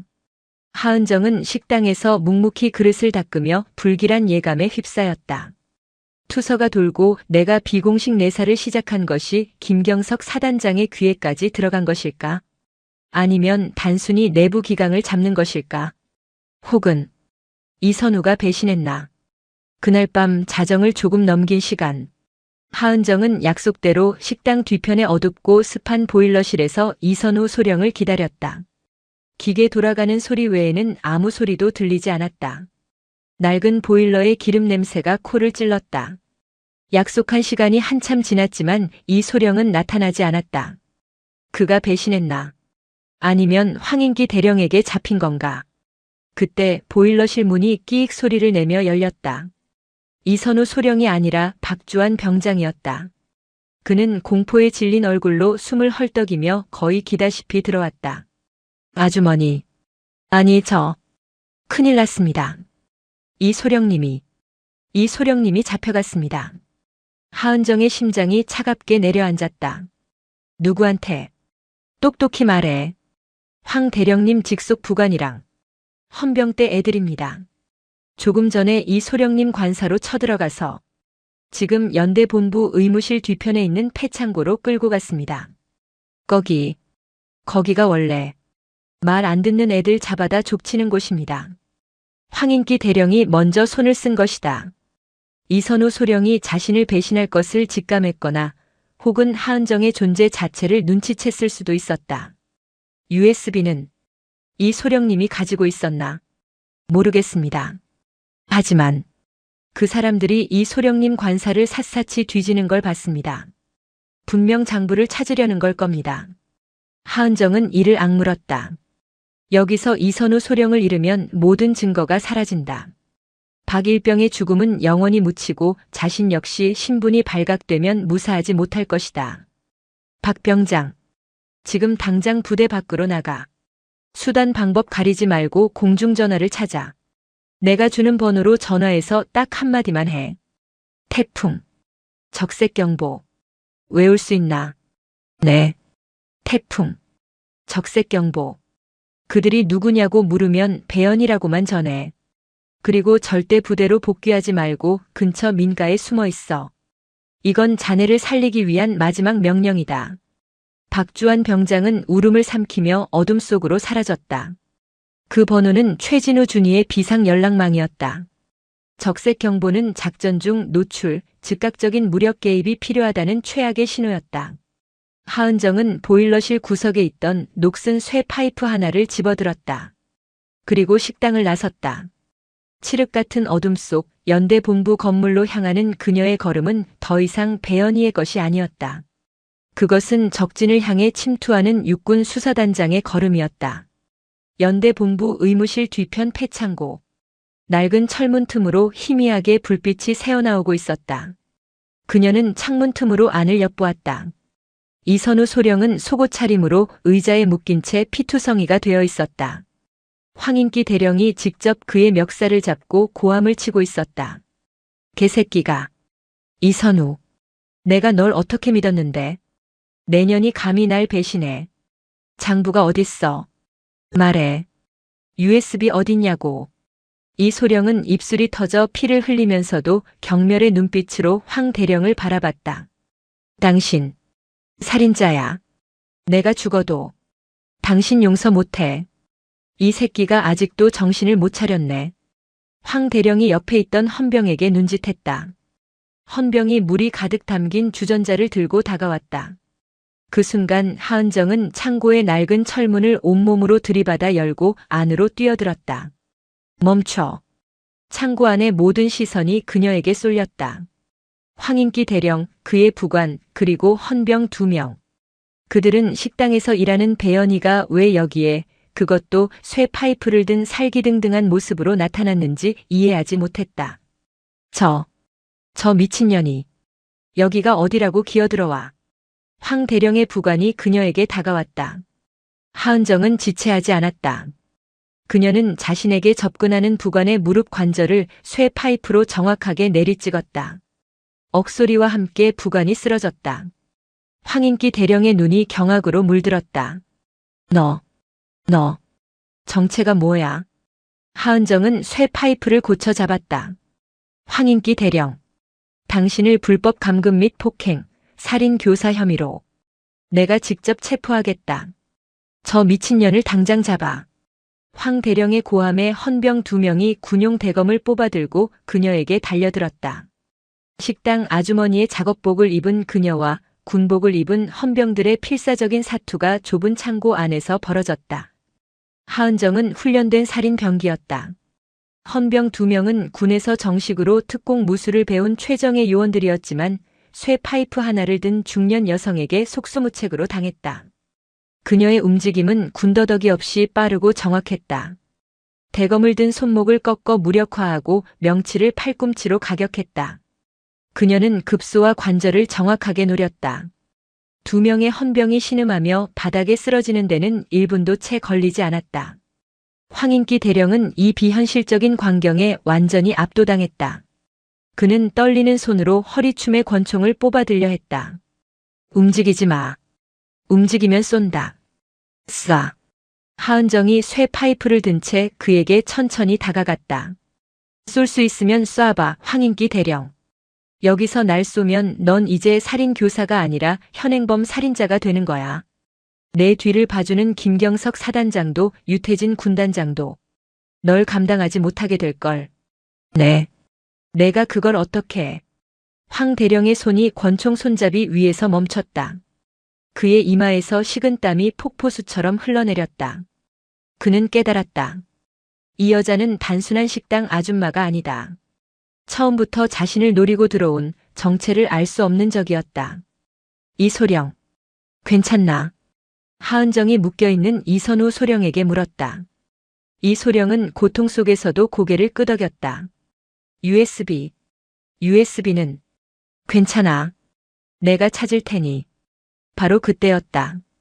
창고 밖에서 수십 개의 군홧발 소리와 함께 고함이 들려왔다. 전원 무기 버리고 투항하라. 여기는 제28보병사단 헌병 특수임무대다. 황인기 대령의 얼굴에 승리의 미소가 번졌다. 내년이 아무리 날고 기어도 여긴 내 구역이야. 날 잡으러 왔다고. 웃기지 마. 넌 이제 민간인 무단 침입에 군인 폭행 현행범이다. 넌 여기서 쥐도 새도 모르게 사라질 거야. 창고 문이 활짝 열리고 완전 무장한 헌병 특임대 병력들이 쏟아져 들어왔다. 그들의 기관단총 조준경이 일제히 하은정을 향했다. 손들어. 쇠 파이프 버려. 하은정은 쇠 파이프를 바닥에 떨어뜨리고 두 손을 천천히 머리 위로 올렸다. 그녀는 완벽하게 포위되었다. 황인기 대령은 쓰러진 부관을 부축하며 일어섰다. 전현 당장 포박해. 그리고 이선우 소령은 반역죄로 군사재판에 넘길 준비해. 전현이랑 내통해서 부대를 전복시키려 한간첩이다. 상황은 완벽하게 역전되었다. 이선우 소령의 얼굴이 절망으로 물들었다. 하지만 하은정은 이상할 정도로 침착했다. 그녀는 자신을 겨누고 있는 헌병대장을 바라보며 말했다. 자네 계급이 뭔가? 헌병대장은 어이없다는 듯 대답했다. 헌병대장 박철민 중령이다. 넌 묵비권을 행사할 권리가. 박철민 중령. 지금 즉시 총구 거둬. 그리고 내 상관인 황인기 대령을 체포해. 뭐라고? 저 미친년이. 나는 육군 중앙수사단장 소장 하은정이다. 창고 안에는 잠시 정적이 흘렀다. 황인기 대령이 미친 사람처럼 웃기 시작했다. 하하. 수사단장? 하은정 장군? 너 지금 내 꼴을 봐. 식당 설거지꾼이. 별을 달았다고? 박중령 뭐해? 당장 전현 입을 막아. 박철민 중령도 그녀를 미친 여자로 취급하려 했다. 하지만 그의 눈에 하은정의 손에 들려있던 이제는 바닥에 떨어진 그 낡은 10원짜리 동전이 들어왔다. 박중령은 헌병병과였고 수사단의 그 비공식 표식을 알고 있었다. 그의 얼굴이 하얗게 질렸다. 황 대령님. 저 표식은. 그 순간 창고 밖에서 더 요란한 소리가 들려왔다. 헬기 로터 소리가 연대 상공을 뒤덮었고 섬광탄이 터졌다. 비켜라. 길 열어. 헌병 특임대 병력을 뚫고 검은색 특수작전복을 입은 사내들이 들이닥쳤다. 그들은 헌병대가 아니었다. 육군 중앙수사단 직속 특별수사팀이었다. 그리고 그들 앞에는 최진우 준이가 권총을 든 채 서 있었다. 전원 총기 내려. 육군 중앙수사단이다. 저항시 사살한다. 최준희는 박주환 병장의 전화를 받고 즉시 인근에 대기 중이던 예하 수사대로부터 최정예 요원들을 이끌고 헬기로 이동, 연대 본부를 급습한 것이었다. 헌병대는 자신들의 지휘 계통보다 상위에 있는 수사단의 등장에 얼어붙었다. 최준희는 하은정에게 다가가 자신의 외투를 벗어 덮어주었다. 그리고 그녀에게 경례했다. 단장님, 늦어서 죄송합니다. 황인기 대령의 얼굴은 이제 웃음기가 완전히 사라진 채 사색이 되어 있었다. 하은정. 장군? 하은정은 최준희의 외투를 여몄다. 그리고 피투성이가 된 이선우 소령의 결박을 풀라고 지시했다. 그녀는 황인기 대령에게 다가갔다. 황인기 대령. 당신을 직권 남용, 부하 폭행 및 감금, 군수품 횡령, 그리고 살인 은폐 혐의로 긴급 체포합니다. 최준희가 황 대령에게 수갑을 채웠다. 하은정은 쓰러진 이 소령에게 다가가 물었다. USB. 어디 있나? 이 소령은 고통 속에서 떨리는 손으로 자신의 전투와 밑창을 가리켰다. 전투와 밑창의 고무를 뜯어내자 그 안에 방수 처리된 작은 USB가 숨겨져 있었다. 모든 것이 끝난 순간이었다. 하은정은 최준희에게 명령했다. 연대 본부 전체를 폐쇄한다. 황인기 대령의 사무실과 관사 그리고 군수과 전체를 압수수색한다. 단 하나의 서류도 빠져나가게 해선 안 돼. 황인기 대령의 체포는 제28보병사단, 아니 육군 전체를 뒤흔든 사건이 되었다.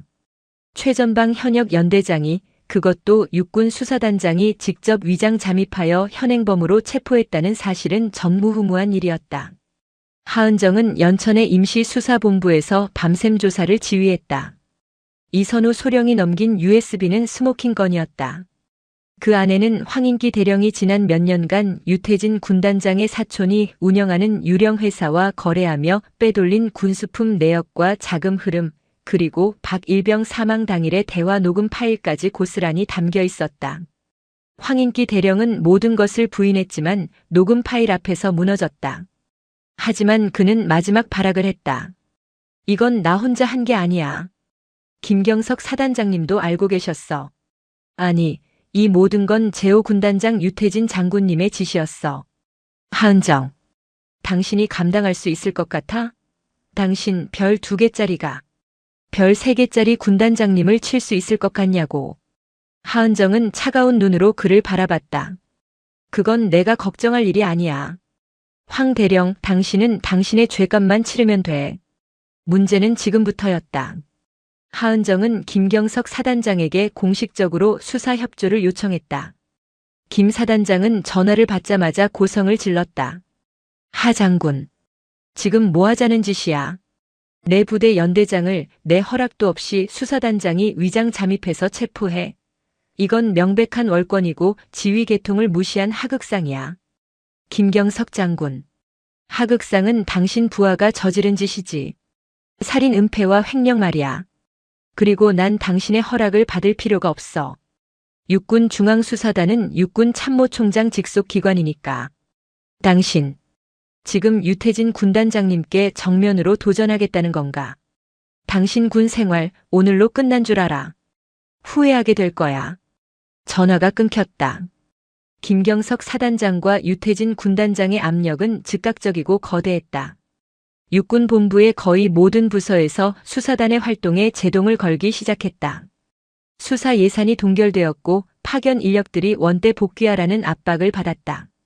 심지어 국방부 합동조사단에서 수사단장의 과잉 및 불법 수사 여부를 조사하겠다는 통보까지 날아왔다. 하은정은 고립되었다. 그녀는 육군 참모총장에게 독대를 신청했지만 총장은 국회 일정이 바쁘다는 이유로 그녀의 면담을 거부했다. 총장 역시 유태진 군단장이 이끄는 세력의 눈치를 보고 있었다. 수사본부의 분위기는 최악으로 치달았다. 최진우 준이가 조심스럽게 말했다. 단장님, 이대로 가다간 저희가 역으로 당합니다. 황인기 대령선에서 멈추시는 게. 최준희. 하은정이 그의 말을 잘랐다. 박준영 일병은 흙더미에 깔려 죽은 그 병사는 황인기 하나 잡자고 내가 식당 설거지를 한 줄 알아. 김경석이든 유태진이든 그 뿌리까지 뽑아내지 못하면 이런 일은 또 일어나. 그녀에게는 단 하나의 돌파구만 남아 있었다. 바로 육군 본부 감찰실장 백승주 소장이었다. 백승주 소장은 하은정과 육사 동기였지만 수사병과가 아닌 재정병과 출신으로 군내에서 유일하게 유태진 군단장의 라인에 속하지 않은 채 실력을 인정받은 인물이었다. 그는 청렴 결백함의 상징이었고 하은정과는 서로를 존중하는 라이벌이자 동료였다. 하은정은 백승주에게 비밀리에 연락했다. 백장군, 나 하은정이야. 당신 도움이 필요해. 백승주 소장은 그녀의 연락을 기다렸다는 듯 침착하게 답했다. 하 장군, 일이 너무 커졌더군. 내가 뭘 도우면 되지. 유태진 군단장이 황인기를 통해 빼돌린 자금이 최종적으로 어디로 갔는지 추적이 안 돼. 자금 세탁의 흔적은 있는데 종착지가 없어. 당신의 재정감찰팀이 필요해. 비공식적으로. 백승주는 잠시 침묵했다. 유태진 군단장은 거물이야 하장군. 그를 치는 건 군 전체를 적으로 돌리는 일일세. 알아. 그래서 당신에게 부탁하는 거야. 당신은 군 전체가 썩는 걸 방치할 사람이 아니잖아. 며칠 뒤 백승주 소장으로부터 암호화된 파일 하나가 도착했다. 그 안에는 그가 이끄는 감찰실 정예 요원들이 밤을 새워 추적한 자금의 흐름이 담겨 있었다. 유태진 군단장의 사촌이 운영하던 유령 회사는 다시 수십 개의 페이퍼 컴퍼니를 거쳐 놀랍게도 김경석 사단장의 아내가 대주주로 있는 중견 방산업체에 거액의 투자를 한 것으로 나타났다. 이럴 수가. 하은정은 경악했다. 유태진 군단장과 김경석 사단장은 단순한 상하관계나 학연이 아니었다. 그들은 방산 비리라는 거대한 이권으로 똘똘 뭉친 운명 공동체였다. 황인기 대령은 그들의 자금을 마련하는 행동대장이었던 것이다. 백승주 소장이 전화를 걸어왔다. 하 장군. 증거는 확보했네. 이제 어떻게 할 셈인가. 이걸 터뜨리면 김경석은 물론이고 유태진도 무사하지 못할 거야. 하지만 그들도 가만히 있지 않겠지. 백 장군. 고마워. 이 은혜는 잊지 않겠네. 하은정은 모든 증거를 취합했다. 황인기의 자백, 이선우의 이면 장부, 그리고 백승주가 찾아낸 결정적인 자금 흐름도. 그녀는 이 모든 것을 들고 육군 참모총장실이 아닌 국방부 장관을 직접 찾아갔다. 참모총장을 건너뛴 군 역사상 유례없는 직보였다. 국방부 장관은 하은정이 들고 온 보고서의 무게에 할 말을 잃었다. 현역 군단장과 사단장이 연루된, 그것도 병사의 사망 사건까지 은폐된 거대한 비리 카르텔. 이것은 단순한 군 내부의 문제가 아니라 정권의 안보까지 위협할 수 있는 초대형 스캔들이었다. 장관은 고심 끝에 결단을 내렸다. 하 장군. 이 일은 내가 직접 대통령께 보고하겠네. 육군 본부에는 함구하고 즉시 수사단을 확대 편성해서 관련자들을 전원 체포하도록. 필요한 모든 지원을 국방부 직할로 보장하겠네. 청와대의 재가가 떨어지자 상황은 급반전되었다. 육군 참모총장은 사색이 되어 하은정에게 전화를 걸어왔지만 그녀는 국방부 장관님의 직접 지시입니다라는 말로 전화를 끊었다. 육군 중앙수사단은 국방부 조사본부와 합동으로 태풍작전이라는 암호명 하에 대대적인 체포작전에 돌입했다. 가장 먼저 체포된 것은 제28보 병사단장 김경석 소장이었다. 그는 사단장실에서 작전 회의를 주재하던 중 들이닥친 수사단 요원들에게 연행되었다. 그는 이건 쿠데타야. 유태진 장군님이 가만히 안 계실 거야 라고 발악했지만 이미 대세는 기운 뒤였다. 문제는 유태진 중장이었다.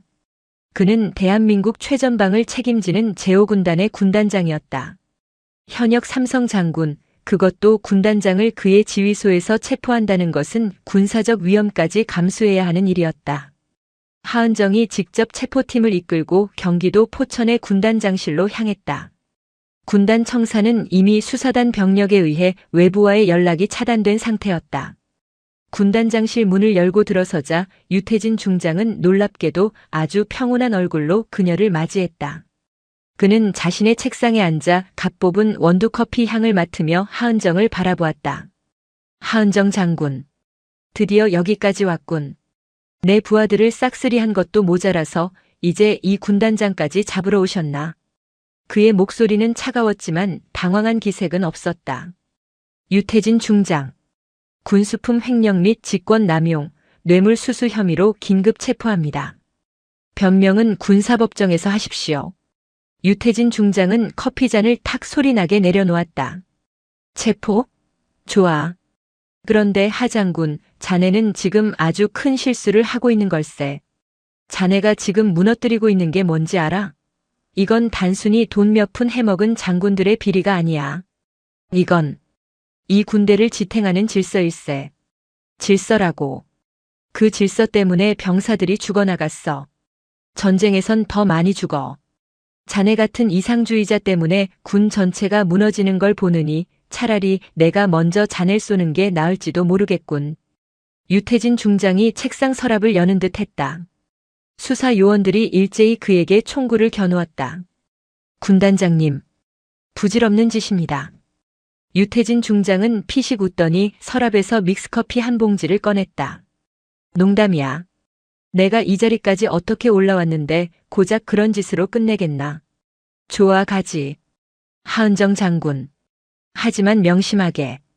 자네는 오늘 군대에 너무 많은 적을 만들었어. 특히 자네가 가장 믿었던 사람을 포함해서 말이야. 의미심장한 말이었지만 하은정은 그것을 패배자의 허세로 치부했다. 유태진 중장에게 수갑이 채워졌다. 현역 삼성 장군이 수갑을 차고 연행되는 모습은 육군 역사에 길이 남을 충격적인 장면이었다. 태풍작전은 대성공이었다. 황인기 대령, 김경석 소장, 유태진 중장으로 이어지는 28사단 비리 라인은 뿌리째 뽑혔다. 관련자 수십 명이 구속되었고 군납 비리에 연루된 방산업체 대표들도 줄줄이 법정에 섰다. 하은정은 군의 영웅이 되었다. 언론은 그녀를 부패를 척결한 어른 마녀라 칭송했다. 사망한 박준영 일병은 순직 처리되어 국립현충원에 안장되었고 그의 유가족에게는 정식 사과와 보상이 이루어졌다. 내부 고발자 박주환 병장은 수사단 본부로 전출되어 안전하게 전역을 준비하게 되었고 이선우 소령은 모든 혐의를 벗고 의인으로 인정받아 명예를 회복했다. 육군 참모총장은 하은정을 불러 그간의 무례를 사과했고 그녀의 공을 치하했다. 하은정은 그토록 바라던 군의 정의를 실현했다고 믿었다. 성공의 축배는 짧았다. 하은정은 수사단장실로 복귀한 후 태풍작전의 전리품인 압수수색 자료들을 처음부터 다시 검토하기 시작했다. 유태진 중장의 마지막 말, 자네가 가장 믿었던 사람을 포함해서라는 그 한마디가 가시처럼 목에 걸려 떠나지 않았다. 무엇인가 석연치 않았다. 유태진과 김경석은 너무 쉽게 무너졌다. 그들이 수십 년간 쌓아 올린 카르텔이라고 하기에는 자금 흐름의 핵심 증거가 너무나 우연히 백승주 소장의 도움으로 발견되었다. 하은정은 최진우 준이를 불렀다. 최준이, 자네는 이번 일이 좀 이상하다고 생각하지 않나? 최준이는 조심스럽게 대답했다. 단장님, 성공적인 작전이었습니다. 너무 깊이 생각하지 않으시는 것이. 아니, 생각해봐. 유태진은 군단장이었어. 그는 우리 수사단보다 더 강력한 정보망을 가지고 있었을 거야. 그런데 왜 백승주 소장이 내게 자금 추적 자료를 넘기는 걸 막지 못했을까? 마치 우리가 그 자료를 찾아내길 기다렸다는 듯이. 하은정은 백승주 소장이 넘겨주었던 그 결정적 증거 파일, 즉 김경석 사단장 아내의 방산업체로 흘러들어간 자금 내역을 다시 열었다.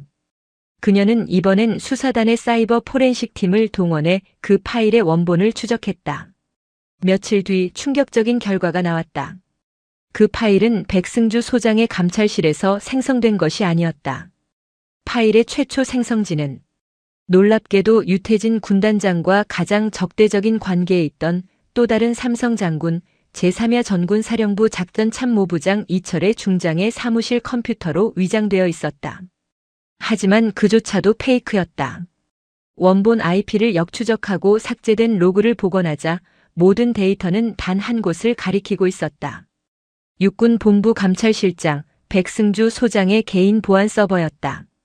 하은정은 온몸의 피가 차갑게 식는 것을 느꼈다. 이게 무슨 의미지, 최준희 단장님. 이것은 백승주 장군이 처음부터 모든 증거를 가지고 있었으며 그것을 마치 제3자가 유출한 것처럼 꾸며서 저희에게 넘겼다는 뜻입니다. 왜 백승주가? 하은정은 퍼즐 조각을 맞추기 시작했다. 백승주와 유태진. 두 사람은 육사 동기였지만 군내 최대 파벌인 유태진 라인과 유일하게 그에 대항하던 청년파 백승주 라인의 수장이었다. 그들은 수십 년간 서로를 견제해왔다. 그런데 백승주가 유태진을 무너뜨릴 결정적 증거를 가지고 있으면서도 왜 직접 나서지 않고 하은정이라는 칼을 이용했을까? 최준희. 지금부터 백승주 소장의 모든 것을 다시 조사해. 그가 감찰실장으로 부임한 이후 결제한 모든 방산 계약, 군수품 입찰 내역. 단 하나도 빠짐없이. 하은정은 직감했다. 이것은 비리 척결이 아니었다. 이것은 군 내부의 거대한 권력 투쟁이었고 자신은 그 한가운데서 가장 위험한 칼춤을 춘 광대였을지도 모른다. 수사 결과는 상상 이상으로 끔찍했다. 백승주 소장은 청렴 결백이라는 가면 뒤에 유태진 라인과는 또 다른 거대한 이권 카르텔을 구축하고 있었다.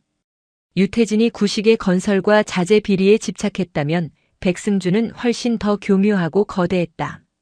그는 차세대 군 전술 통신망 사업인 프로젝트 솔라리스와 K2 전차 성능 개량 사업 등 수조 원대 규모의 최첨단 방산 사업을 독점하고 있었다. 그는 자신의 재정병과 인맥을 이용해 입찰 과정을 조작했고 특정 해외 방산 업체에 일감을 몰아주며 막대한 커미션을 챙기고 있었다. 유태진 중장의 비리는 백승주가 저지른 비리에 비하면 구멍가게 수준이었다. 하은정은 깨달았다. 백승주에게 유태진은 눈엣 가시였다. 자신의 사업에 사사건건 제동을 거는 구시대의 적폐였다. 백승주는 하은정의 정의감과 수사 능력을 이용해 자신의 손에 피를 묻히지 않고 정적을 제거한 것이다. 제28보병 사단, 황인기 대령. 그 모든 것은 거대한 빙산의 일각, 아니 백승주가 하은정에게 던져준 미끼였다. 유태진이 체포되며 마지막에 했던 말. 자네가 가장 믿었던 사람을 포함해서. 그건 허세가 아니었다. 그는 이미 알고 있었던 것이다. 이 모든 판을 짠 것이 백승주라는 것을. 그리고 하은정이 백승주의 손에 놀아났다는 것을. 하은정은 분노보다 더 깊은 절망감을 느꼈다. 그녀는 썩은 뿌리 하나를 뽑아냈다고 생각했지만 사실은 더 거대하고 위험한 암덩어리가 자라날 수 있도록 흙을 갈아준 셈이었다. 백승주는 이제 군내의 유일한 실세가 되었다. 유태진 라인이 사라진 육군 본부에서 감찰실장 백승주 소장의 권력은 참모총장을 능가할 정도였다. 그녀는 수사단장실의 문을 걸어 잠갔다. 최진우 준이 외에는 아무도 들이지 않았다. 단장님, 이제 어떡하실 겁니까? 최준희의 목소리에도 절망이 묻어났다. 우리가 가진 증거만으로는 백승주를 칠 수 없습니다. 그는 너무 치밀합니다. 모든 자금은 해외 법인을 통해 세탁되었고 서류상으로는 완벽합니다. 우리가 지금 그를 공격하면 그는 정적 제거에 성공한 영웅을 시기하는 모함이라며 역공을 펼칠 겁니다. 하은정도 알고 있었다. 그녀는 태풍작전의 영웅이었다. 그런 그녀가 갑자기 자신의 조력자였던 백승주를 공격한다면 국방부 장관조차 그녀를 믿어주지 않을 것이다.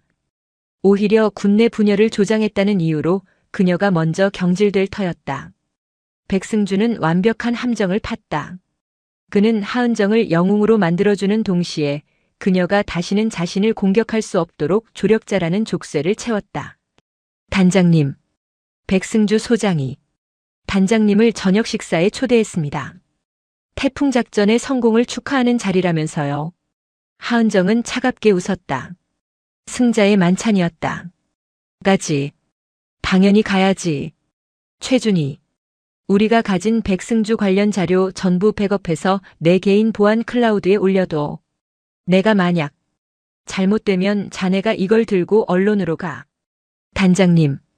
이건 명령이야.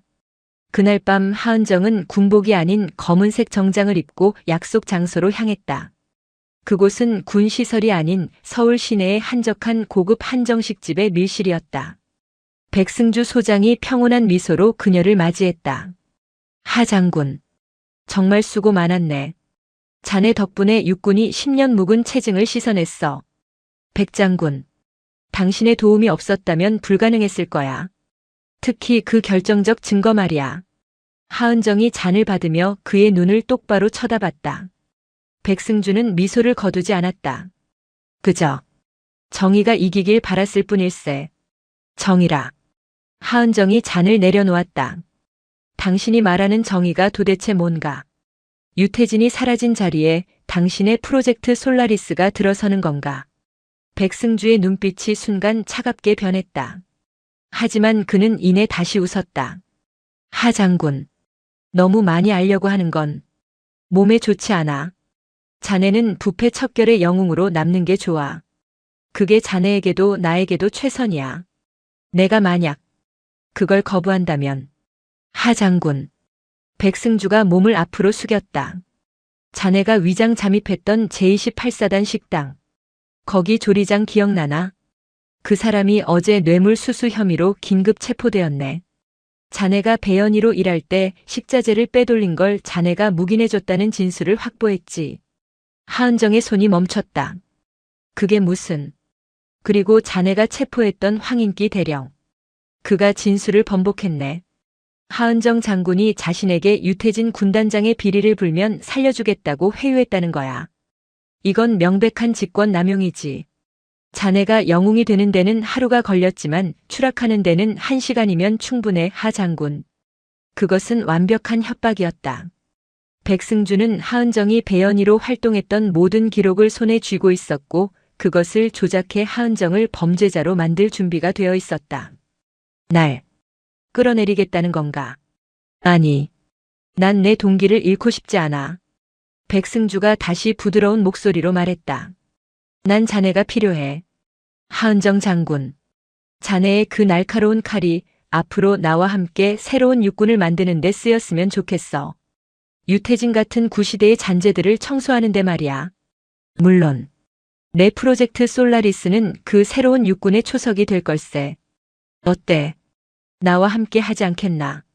하은정은 창밖의 어둠을 바라보았다. 그녀는 선택의 기로에 섰다.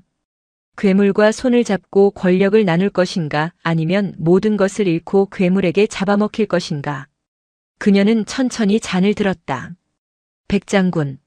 당신은 큰 실수를 했어. 무슨 뜻인가? 날 너무 얕봤다는 거야. 하은정은 자리에서 일어났다. 당신이 날 협박할 증거를 모을 때 나도 가만히 있진 않았거든. 설마 이 자리를 녹음이라도 한 건가? 소용없어. 이건 사적인 대화일 뿐이야. 아니. 하은정이 밀실의 문을 열었다. 문 밖에는 국방부 장관과 장관의 직속 부대인 국군방첩 사령부 요원들이 서 있었다. 백승주의 얼굴이 경악으로 물들었다. 이게 무슨. 하은정은 장관에게 경례했다. 장관님, 프로젝트 솔라리스의 실체입니다. 이자는 유태진보다 더 위험한 반역자입니다. 모든 것은 하은정이 판 마지막 함정이었다. 그녀는 백승주의 저녁 식사 초대를 수락하기 직전 최진우 준이를 통해 확보한 프로젝트 솔라리스 관련 의혹 자료 전부를 들고 국방부 장관에게 두 번째 독대를 신청했다. 장관님, 저는 괴물을 잡기 위해 또 다른 괴물을 끌어들인 것 같습니다. 하은정은 모든 것을 고백했다. 백승주의 도움을 받은 과정, 그리고 그가 거대한 비리의 주범이라는 심증까지. 장관은 처음에는 믿지 못했다. 군내에서 가장 청렴한 그가 그럴 리 없다고 했다. 그래서 제가 직접 증거를 가져오겠습니다. 장관님, 저에게 방첩사 요원들을 붙여주십시오.